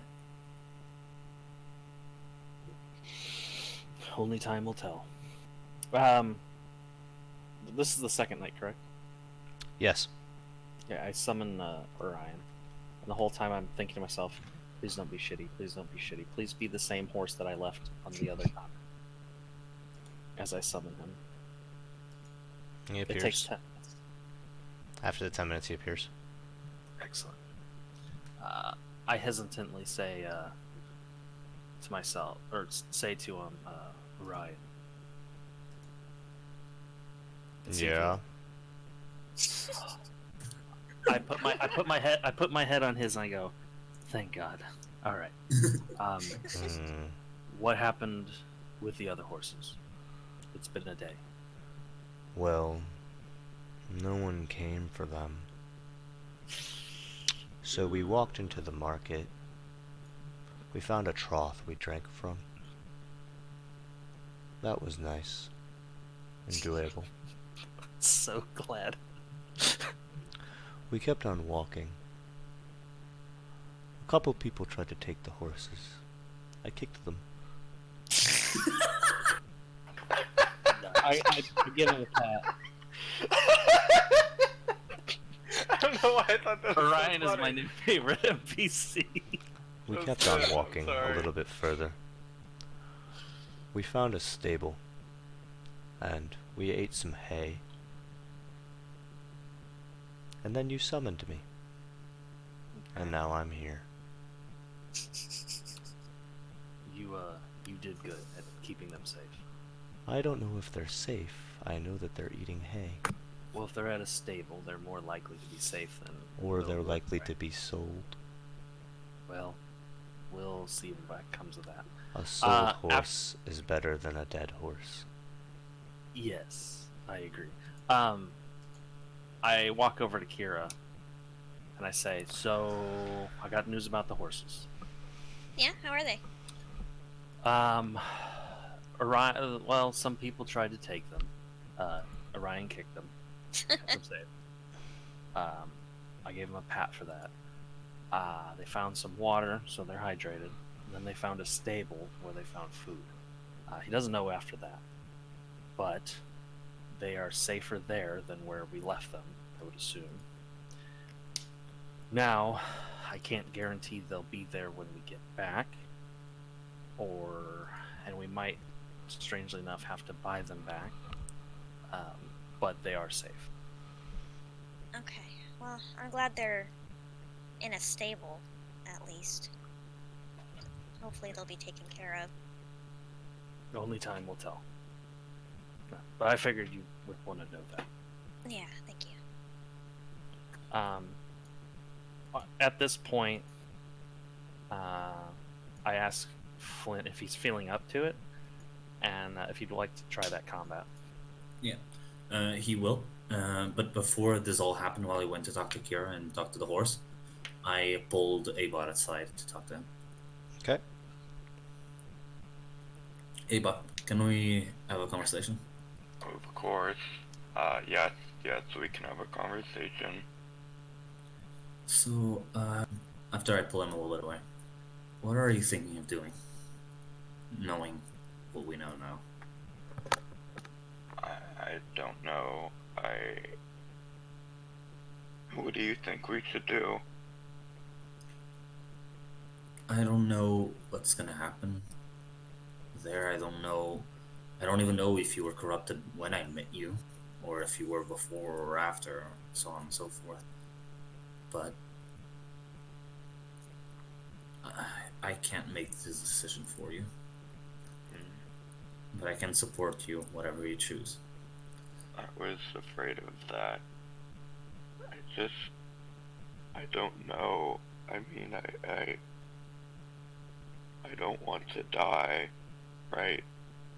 I don't think most things want to die, but I'm definitely in that category. I don't know.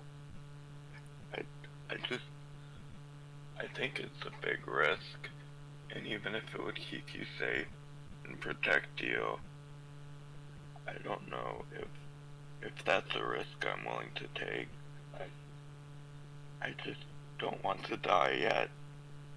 I need to make That's sure fine. this war is over, and that you're safe, and that the group is safe, and that no one dies, right? It's fine. I don't even know why I was born, or made, or birthed, or whatever this process was. I don't know my progenitor, I don't know Savras, I don't know what this corruption is. There's so many things. I'm not like the rest of you. You've lived for years. You've felt things, and you've felt fear, and you've overcome it. This is also fresh to me. I'm just so overwhelmed. I'm afraid. I don't want to die, right? Yeah, listen. It's fine. If it's a risk you're not willing to take, do not take it. And I won't let anyone make that decision for you, okay? It's for Okay. you to make, it's for you to understand. And if you feel like it's too much, don't do it. Alright? Okay. Yeah. Yeah, let's do that. You're gonna be okay, alright? Alright. Thank you. I put my arms around him and give him a hug. I'm glad you're alive, by the way. Very glad that you're no longer corrupted. And he just sort of leans into the hug and pulls him closer to himself. It's gonna be okay. I'm gonna be okay, you're gonna be okay. We'll make it through this, okay? He then breaks off and looks down at him. Yeah. I hope so. But I trust you. I trust you. He just looks at him sort of wistfully and then turns his head and then starts walking away. And go back to camp then. Carrick, Yo. after you cast the spell on Flint and then him and Avot go their separate way, Rasana would approach you. Carrick, do you have a moment? I do.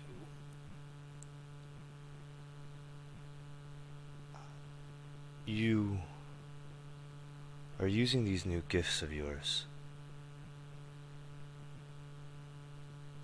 at risk, don't you think? Could you elaborate? The riskiness of this Kothar and not understanding his intention, the riskiness of not understanding the ramifications of these magics. Aren't you scared?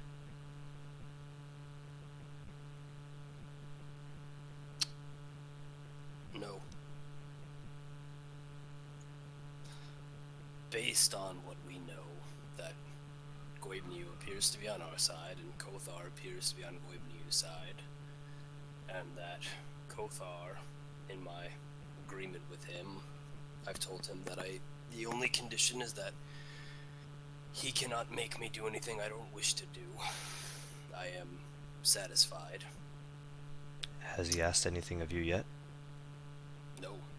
Maybe because I'm telling everyone to be great in Kothar's name, which is much more of an amenable agreement than I had than with Goibniu, where he wanted me to commit genocide against a sentient populace. But regardless, look, none of us know if what we're doing is right or wrong, but the alternative is to go back home and hope that nothing bad happens. I'm not going to do that. I have the power to potentially cast out these evil spirits that are within some of my compatriots. I'm going to do that. If it turns out that by doing so I've created an even greater evil or problem, then that's the way it is and we'll deal with that, but I can't know that now.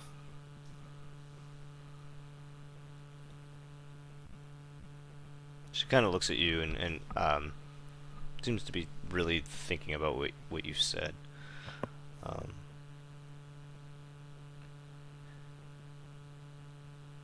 I find myself wondering about something we spoke of, and something I spoke with Damien about. Which is? Whether I have the conviction to be here. You're here, aren't you? I think that answers the question.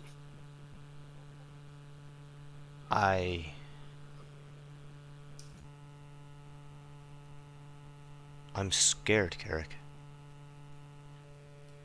I don't know where I am in these woods. I don't know what I walk towards. I don't know what awaits behind that earth-forged door. I don't even know what the weapons of the gods are and how they'll take form. All I know is what a dwarven man with swirling blue eyes tells me from atop a pillar in the sky. And go right ahead. And from what you've said, you don't even know if you can trust him. Yes, that's correct. And all of this, with finding myself wanting more and more of his power. And to Damien's point, I don't even know why I want it. I think that's a question you should ask yourself. I am trying. Do you wanna know something that's helped me and maybe it'll help you? When the group of us, with the vast majority of us being coerced into carrying out a task for Cyril against our will, and being set upon this path has helped, is that I am dead. What? Each minute that I continue to be alive is a gift. By all rights, I believe that I will probably die in the completion of this quest. I believe there's a strong probability that we will all die. And to that end, when I look at my actions of myself and my companions, I can be proud whether I die tomorrow from some beast or Shalinstian sword or some god smiting me, that what I did, the limited time and power that I had available, was used to continue the ability for life to thrive and to fight off the forces of darkness. And I give air quotes when I do that, in whatever way I could. And that's the And- difference between you and I, Carrick. How's I'm that? not ready to die. I'm afraid to die. Why? I don't want to die Why are you afraid to die? because I have so much to live for. You do. And if you go home, you won't help yourself achieve any of those goals. And that is Because why there's I'm no here, but it doesn't mean Yes. that I'm willing to sacrifice it all to be here. If my choice was to die here now, today, at your hand, or go back home to my children, I would go back home. Look, I'm not. Why did you frame it like I would kill you? First of all, that's silly. I didn't mean it Secondly- that way. I didn't Oh, mean it that okay. way. I don't Oh, mean it okay. that I think that you would. I just mean that you've accepted death. I haven't. Well, I don't have children, so that's a very fair assertion to make, and very The fair. only reason I'm here, Carrick, is to do what I can to prevent a future where those children are oppressed, or worse, prevent a future where they're not in it. That is the only reason I'm here. The only reason I'm here is to protect those and to help a future for the ones I care about and love as And well. do you feel that the future for them would be less painful if instead you just went elsewhere in this world and ignored the pain that comes towards the market? And instead you survived and they survived, rather than walking out around dead, as you say? Here's... Here... I'm a very logical man. I'm a very practical man. I don't like to dwell into the unknown and the speculative too much. Here's what I know. Goibniu and Kothar are gods. I trust that. At least in whatever sense that gods exist, right? While I don't trust them completely, I do trust the words that they've said and the actions that they've done. I trust that you and I have been chosen and been divined to do what we are being tasked to do. If Goibniu did not think you capable, he would have picked someone else. I know that. So to that end, that means that we are the best people to fight against whatever it is that Malesh and all those other fucks are trying to do. And if I go home now and, let's say, spend the next weeks, months, years with my loved ones, and by doing so, I condemn the world to death, I would not be able to live with myself. Because I had the power to do something and I didn't. When all of this is done, if I do still live through it, I'm going to go home, work on my smithing, and spend time with my loved ones and be grateful that I have that time. But that is not something that I can allow myself to be obsessed with. If you want us to, I think you probably have the capacity to do so as well. We can make sure that your children, in the event that something happens to you, are taken care of and protected and cared for. And I already have those arrangements in place. Good. But it doesn't mean that I am walking dead. I have life. I want life. And I'm here to fight for it. Good. It's good to hear. You can see her eyes are kind of somber.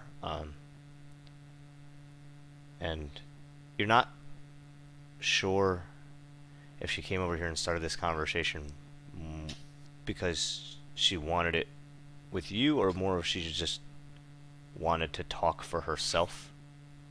It's unclear. For what it's worth, I'm not saying that you should just lay down and accept defeat and death. That's sure as shit not what we're doing.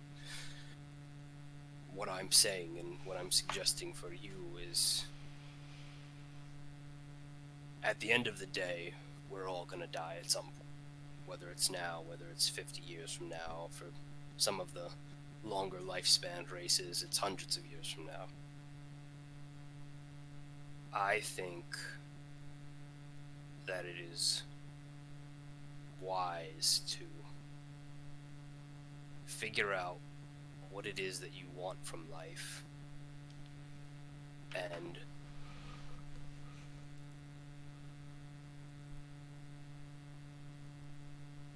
work towards it and try not to be afraid of it, because it's coming. It comes for all of us. I'm gonna die, you're gonna die, everyone else in this party will die.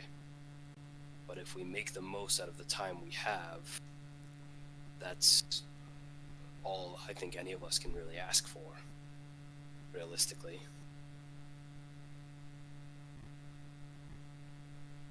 She nods at you and takes a hand and puts it on your shoulder. Squeezes kind of just real light, real fast. Says, "I understand what you're trying to say, Carrick." And she turns around and starts walking away. Carrick goes back to whatever the fuck he was doing. I'm not shipping this shit. Fuck. She goes back to her tent, and you guys all call it a night.